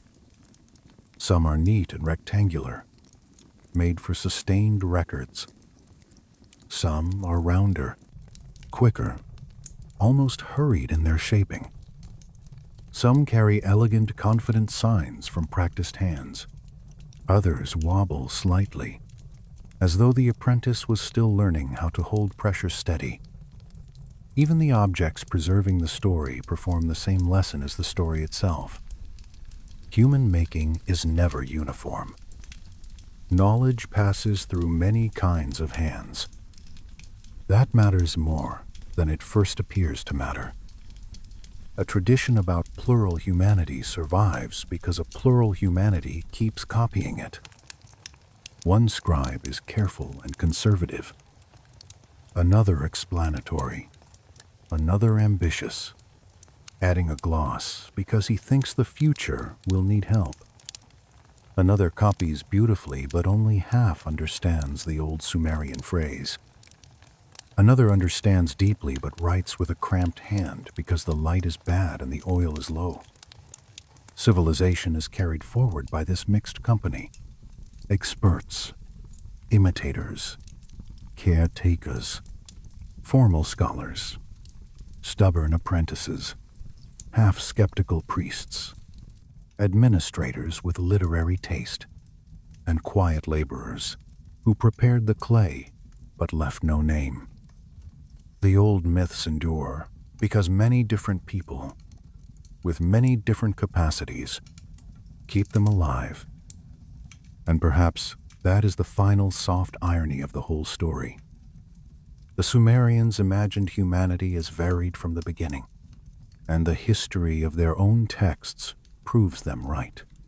Their stories were not preserved by one perfect chain of identical minds. They survived through difference, through the sharp memory of one reader, the patience of another, the ambition of a king, the caution of a temple school, the river mud gathered by an unnamed worker, the museum conservator, far in the future, who lifts a fragment from dust and places it under light. Even now, in the modern hush, we still depend on varied hands.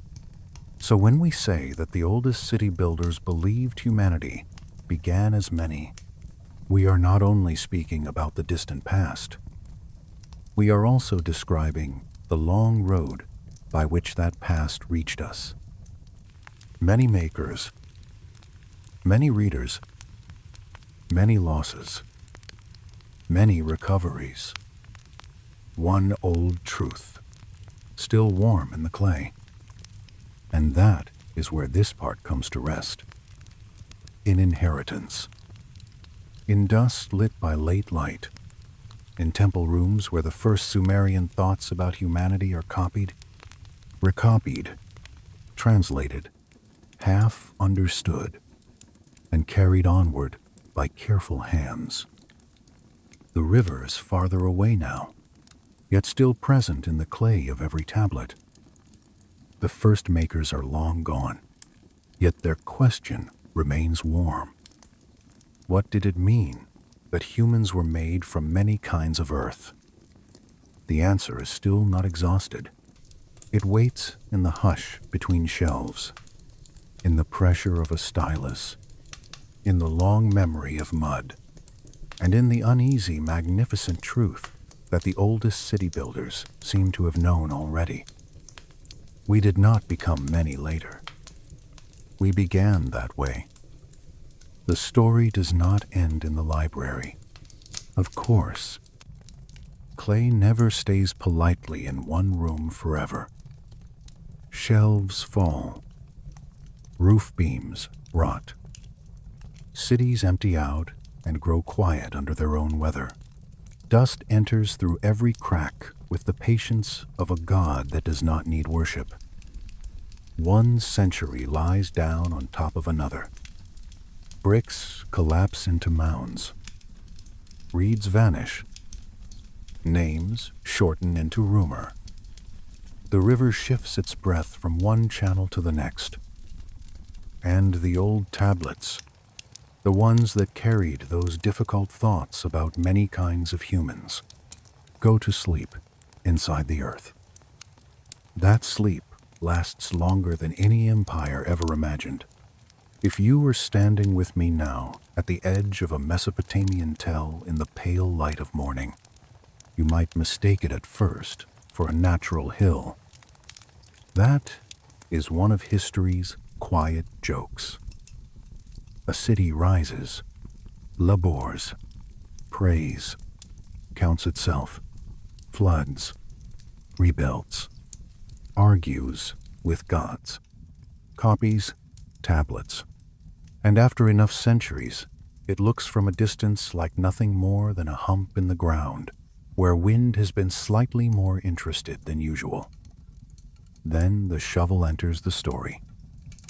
Not all at once. Not heroically.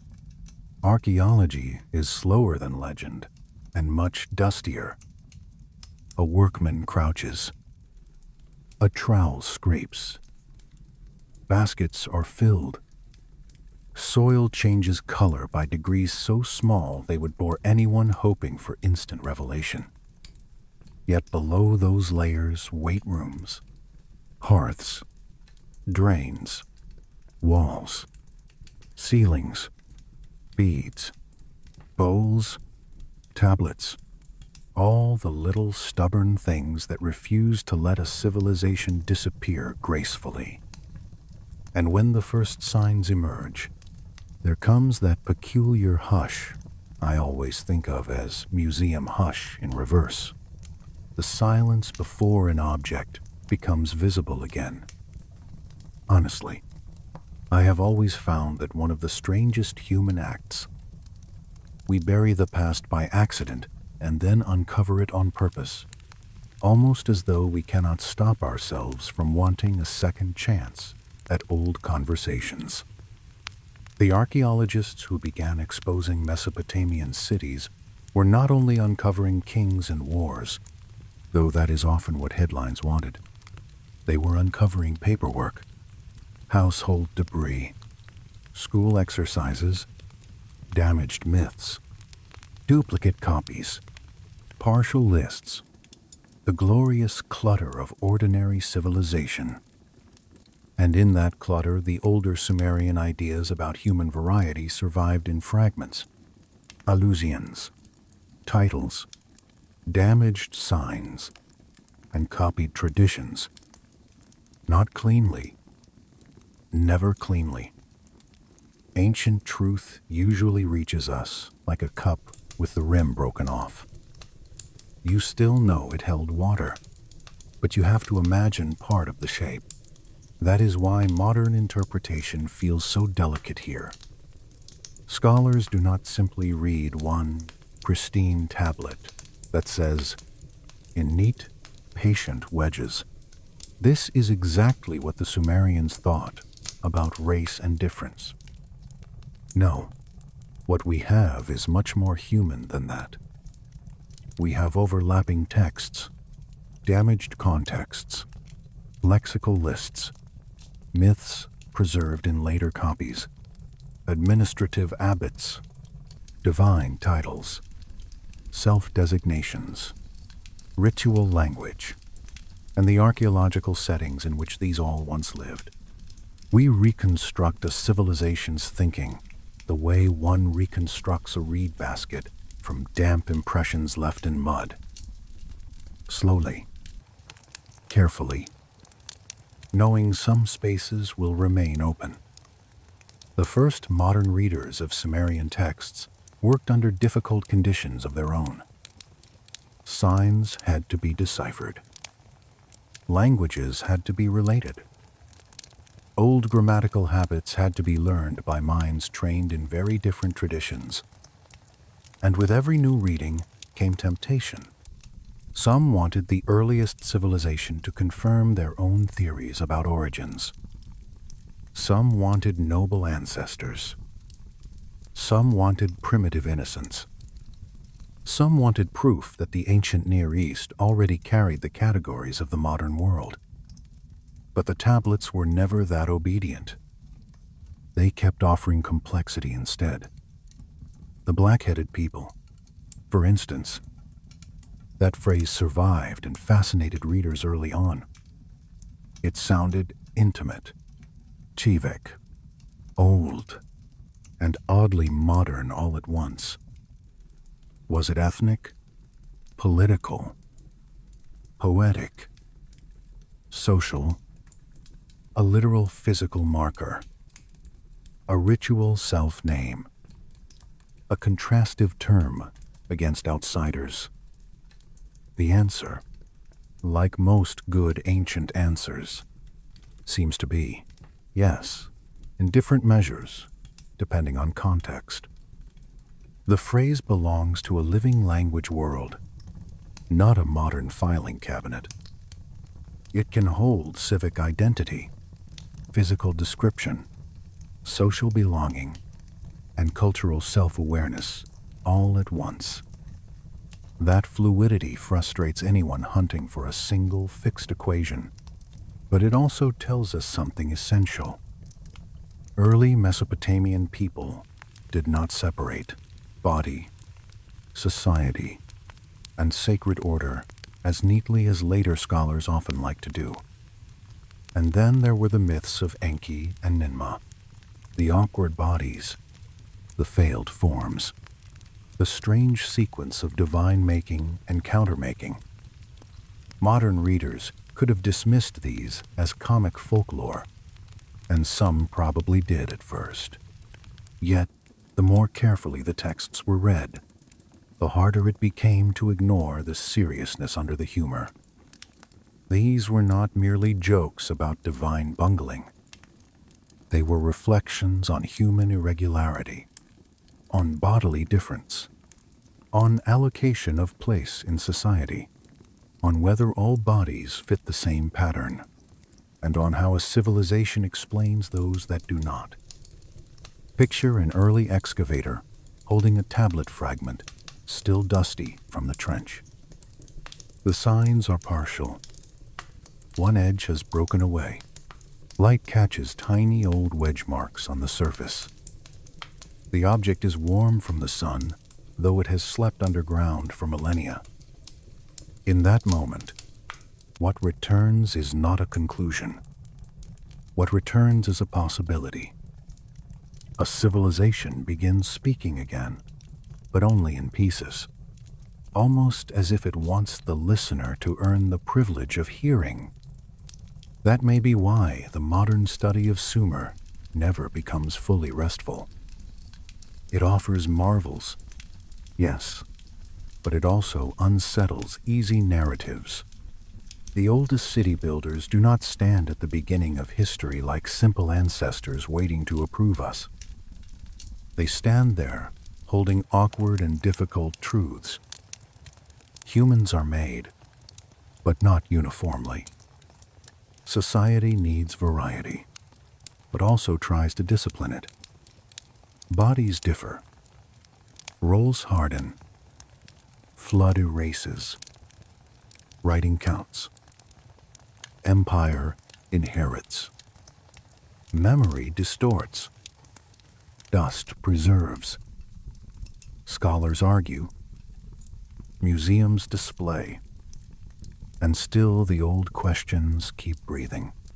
Some scholars argue that we should be very careful even using the word race anywhere near the Sumerians, because modern racial systems developed through very different historical processes and carry biological assumptions alien to early Mesopotamian thought. I think that caution is wise, but caution is not silence. The fact that the Sumerians did not think exactly like 19th or 20th century race theorists does not mean they ignored human difference. They noticed it deeply. They named themselves. They contrasted peoples. They embedded bodily irregularity in myth. They linked function, status, and identity in ways that were socially powerful. The challenge is not to force them into our categories, but to listen long enough to hear theirs. And listening takes time.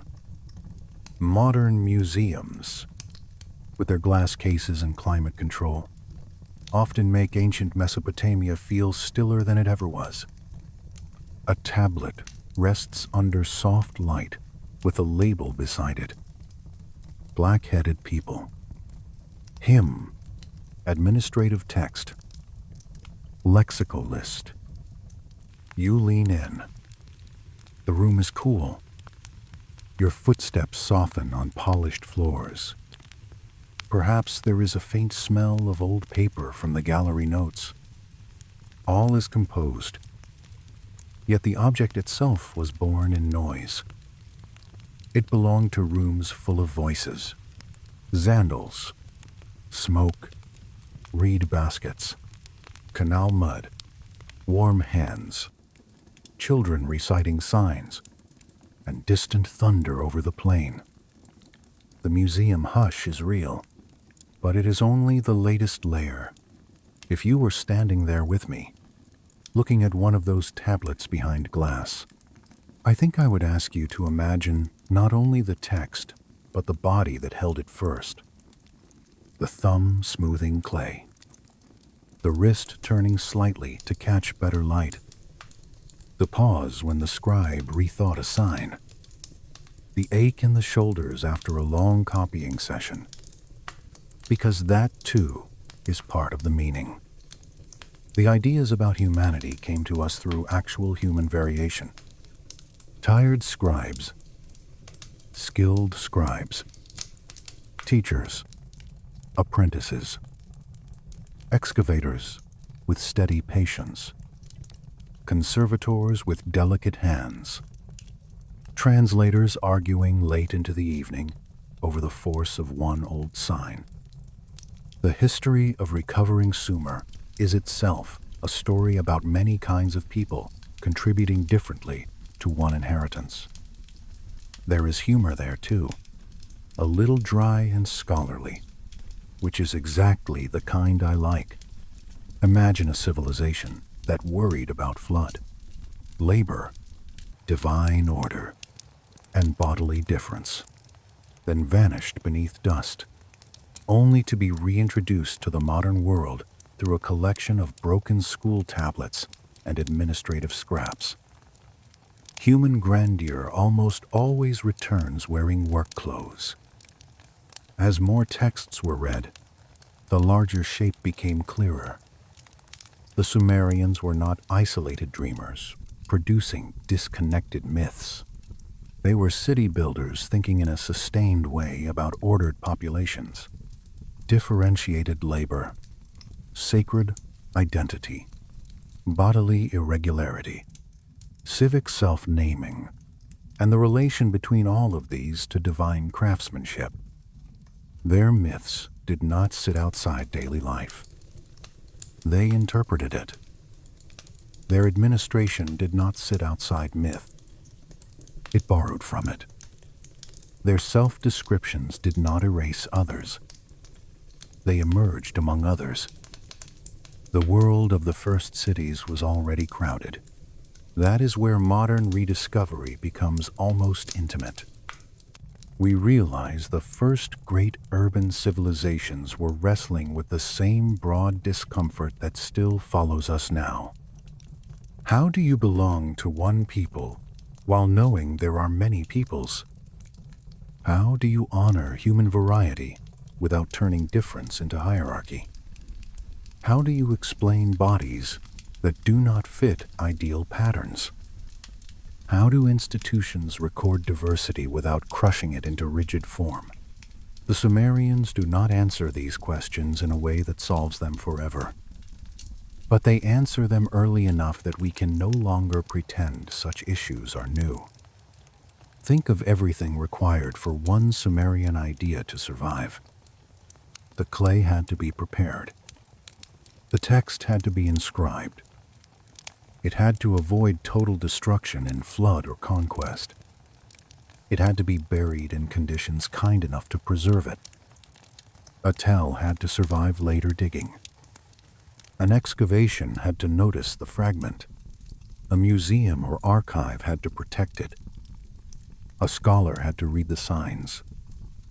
Another scholar had to challenge the first reading. Only then does an old thought about human plurality flicker back into view. That is not just scholarship.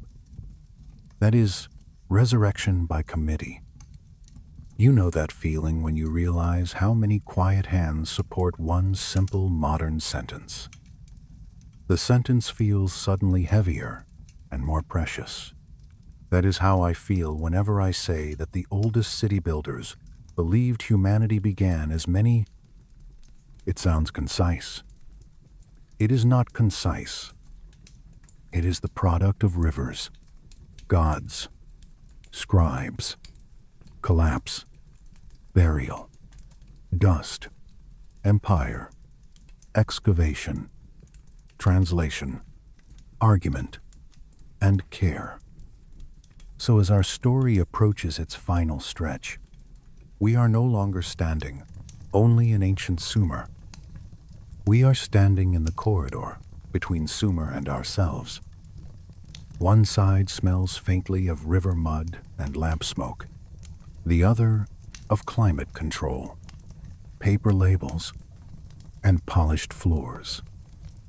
Between them stretches a long chain of interpretation, one link after another, never perfect, often contested, still astonishingly unbroken. The old tablets do not command us. They do not hand down a fixed doctrine. They do something stranger and, I think, more generous. They invite us into an early human effort to think seriously about difference. Not abstractly, not sentimentally, but through the material of actual life.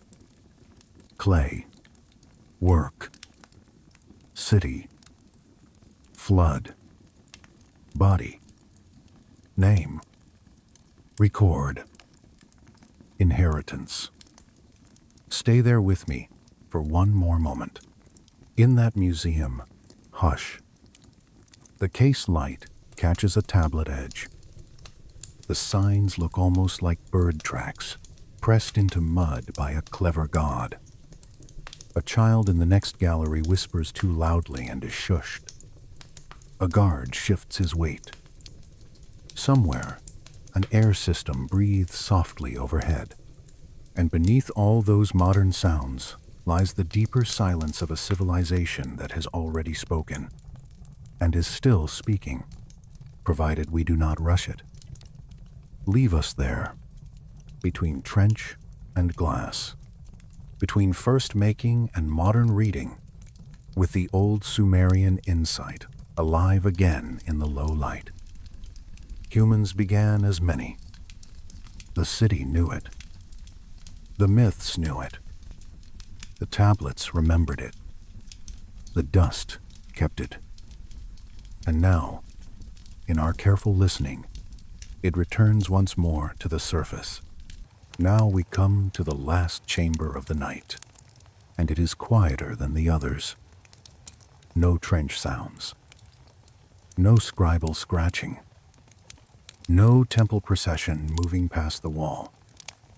Only a lamp, a room, a few tablets in the mind, and that old Sumerian question still glowing softly under everything. What did the oldest city builders believe about human beginnings? And why does it still feel so unexpectedly close?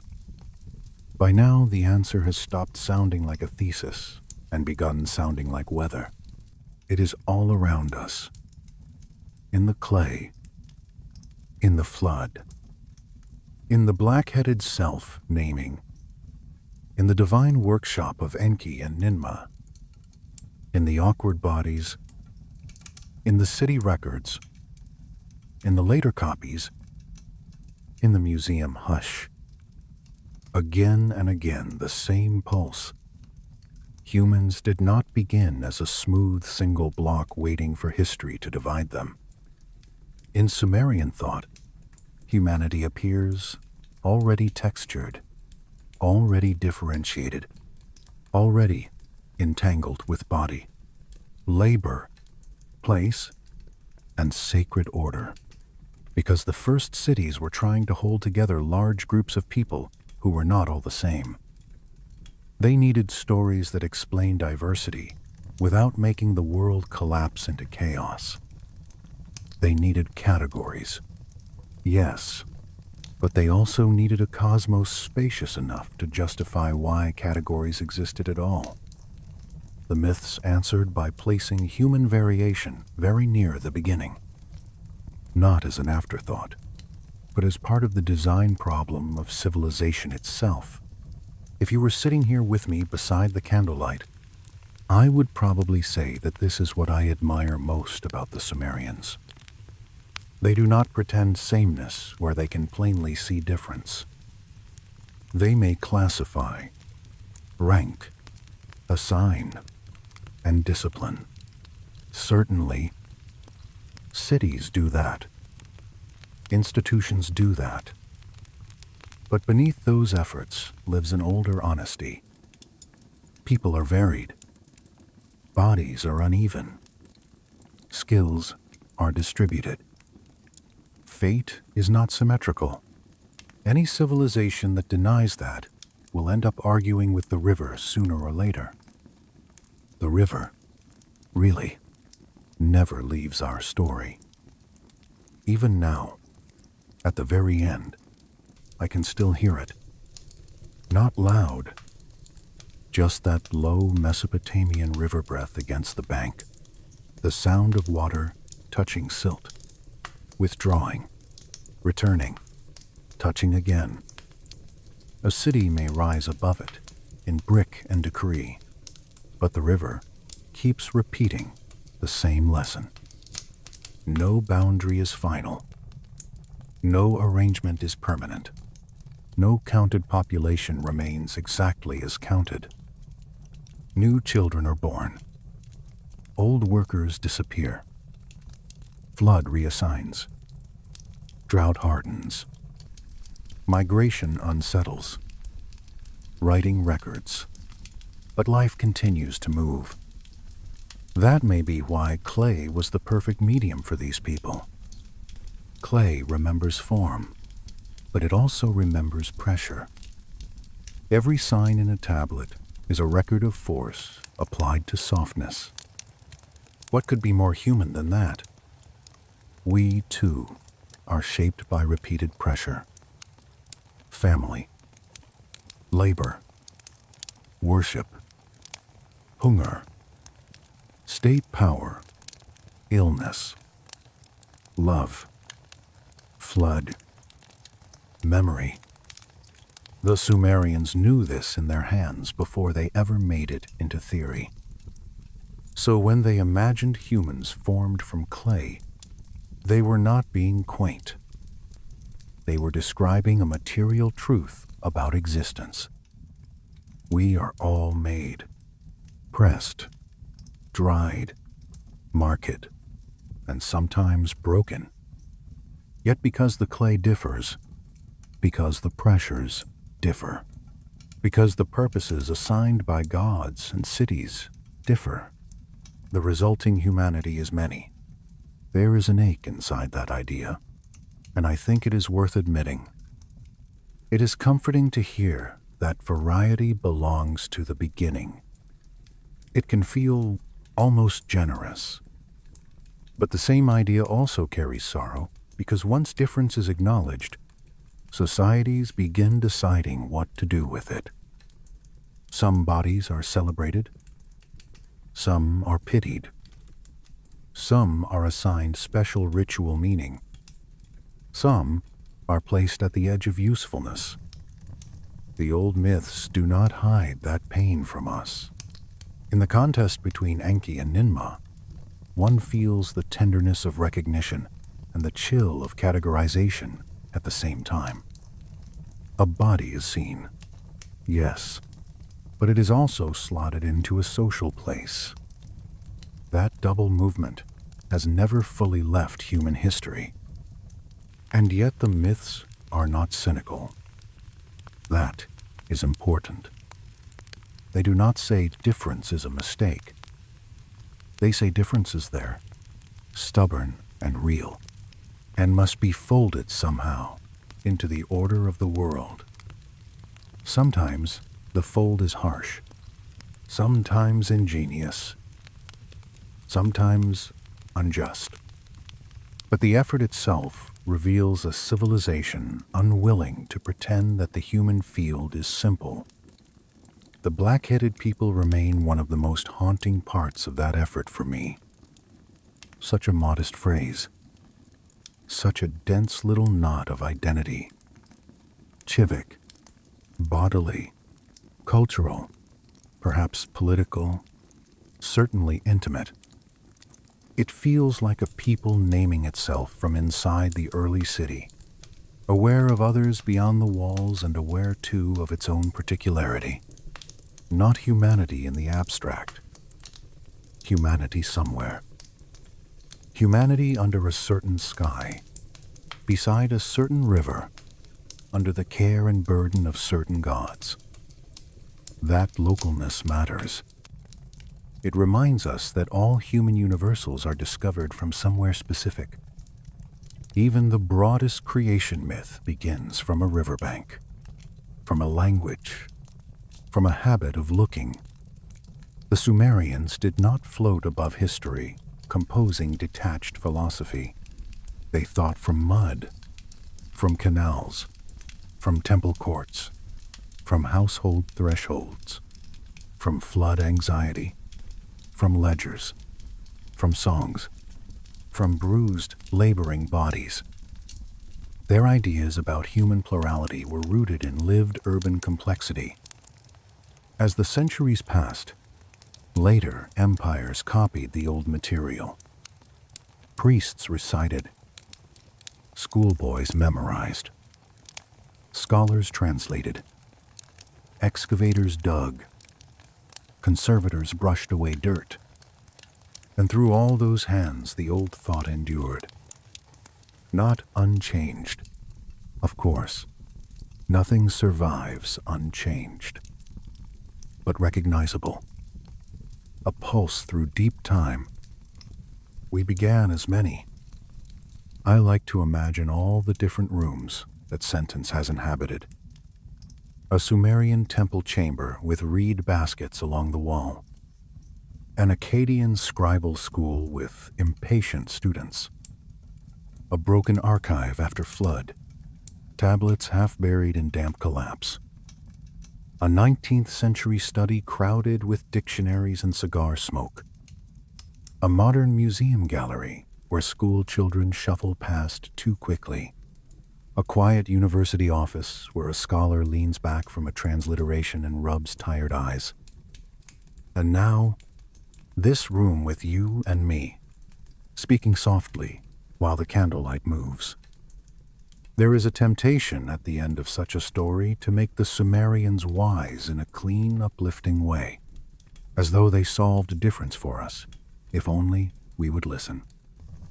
I do not think that would be honest. They did not solve it. They lived it. They mythologized it, administered it, sanctified it, joked about it, feared it, inherited it, and preserved it. That is more interesting than a solution. It means the first city builders were already in the same long human struggle we remain in now. How do we describe real differences without surrendering to cruelty? How do we build common life without pretending uniformity? How do we honor particular bodies and peoples without letting categories become cages? Think again of the flood, because I want to return there one last time before we sleep. Water rises. Categories blur. Storehouses soften. Names on tablets matter less than hands available in the dark. Then the water goes down, and the city must sort itself again. That cycle may be the truest image for the whole story. Human life requires order, but life itself keeps producing more variation than order can fully absorb. The river smudges. The city redraws. The river smudges again. Between those motions, humanity persists, not as one fixed thing, but as an ever reassembled many. If you were standing in a modern museum tomorrow, maybe in front of a small brown tablet with a placard no one else bothers to read fully, I hope you would feel more than curiosity. I hope you would feel companionship. Not sentimental sameness across time, but real companionship, the kind that comes when you realize ancient strangers were already wrestling with the human problem in all its old depth. Who are we? Together, when together never means identical. And maybe that is the most restful truth in the whole story. Not that the past confirms us, but that it complicates us kindly. The oldest city builders do not demand that we become simpler. They allow us to remain complex. They show that complexity is not the failure of humanity. It is one of its oldest conditions. A child born unusual was not beyond the myth. A people named against other peoples was not beyond the myth. A body suited to labor and a body diverted toward another role. Both entered the sacred story. A flood that erased distinctions and a city that reimposed them. Both belonged. The world of early Sumer was broad enough to hold contradiction, broad enough to be troubled by it, broad enough to keep writing anyway. There is something deeply soothing in that for me, even though the material itself is not always gentle. Perhaps because it means human confusion is ancient. We have been trying to arrange ourselves well since the first bricks dried in the first sun. We have been doing it imperfectly since the beginning. The Sumerians do not remove that burden. They simply place it in a longer frame, where it feels less like our private failure and more like our shared inheritance. The candle is lower now. You can smell that faint, sweet thickness when the wax nears its end. Shadows lean differently across the room.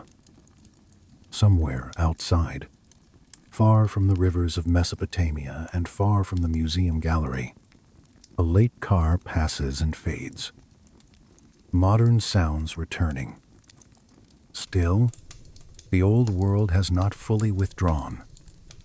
It lingers in the clay smell of imagination, in the whisper of reeds, in the distant churn of floodwater just beyond sight. So let us gather it one last time before the night closes. The oldest city builders believed humans came from Earth, shaped by divine intent. They named themselves the blackheaded people, not as all humanity everywhere, but as a particular human community under the sky of Sumer.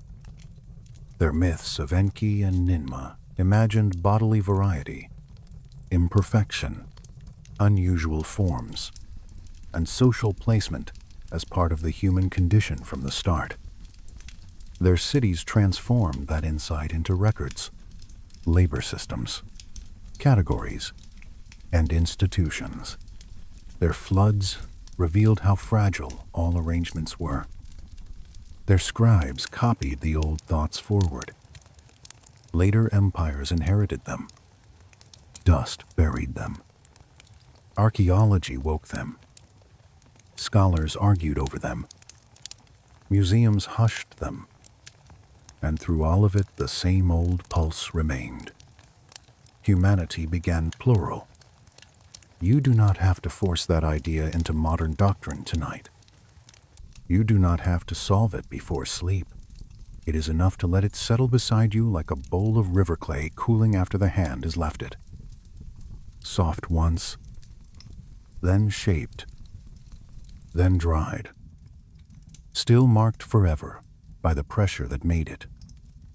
If you were here beside me now, I would probably lower my voice even more and say that history often survives in grand monuments. Yes, but also in quieter substances. Dust in the grooves of a sign. Water memory in a flood story. A self-name repeated long after its speakers are gone. The pressure of a stylus. The patience of an excavator. The hush of a reader who finally understands that an ancient people were not naive at all. Just early. The room has become very still. Even the candle seems tired. I think that is a good place to stop. Not with a triumph, not with a perfectly tied argument, but with a quiet recognition. In the oldest written layers of civilization, human diversity was already close to the center. The first cities saw it, named it, struggled with it, and turned it into story. We are not inventing the question now. We are inheriting it. Let the river breathe once more in your mind. Let the clay cool. Let the museum glass dim. Let the scribe set down his stylus. Let the excavator brush dust from one last sign. Let the apprentice mouth the old words under his breath. Let the black-headed people walk home through evening streets beside canals that catch the final light. Let the floodwater recede. Let the lamp go soft. Let deep time do what deep time does, which is to hold everything a little more gently than the living world can manage in daylight. And now there is nothing left to carry tonight except that old, strange, beautiful truth. The first city builders looked at humanity and did not see one smooth surface. They saw many forms in the clay, They saw a difference at the beginning. They wrote it down. And somehow, against flood and empire and dust and forgetting, it reached us here. Good night.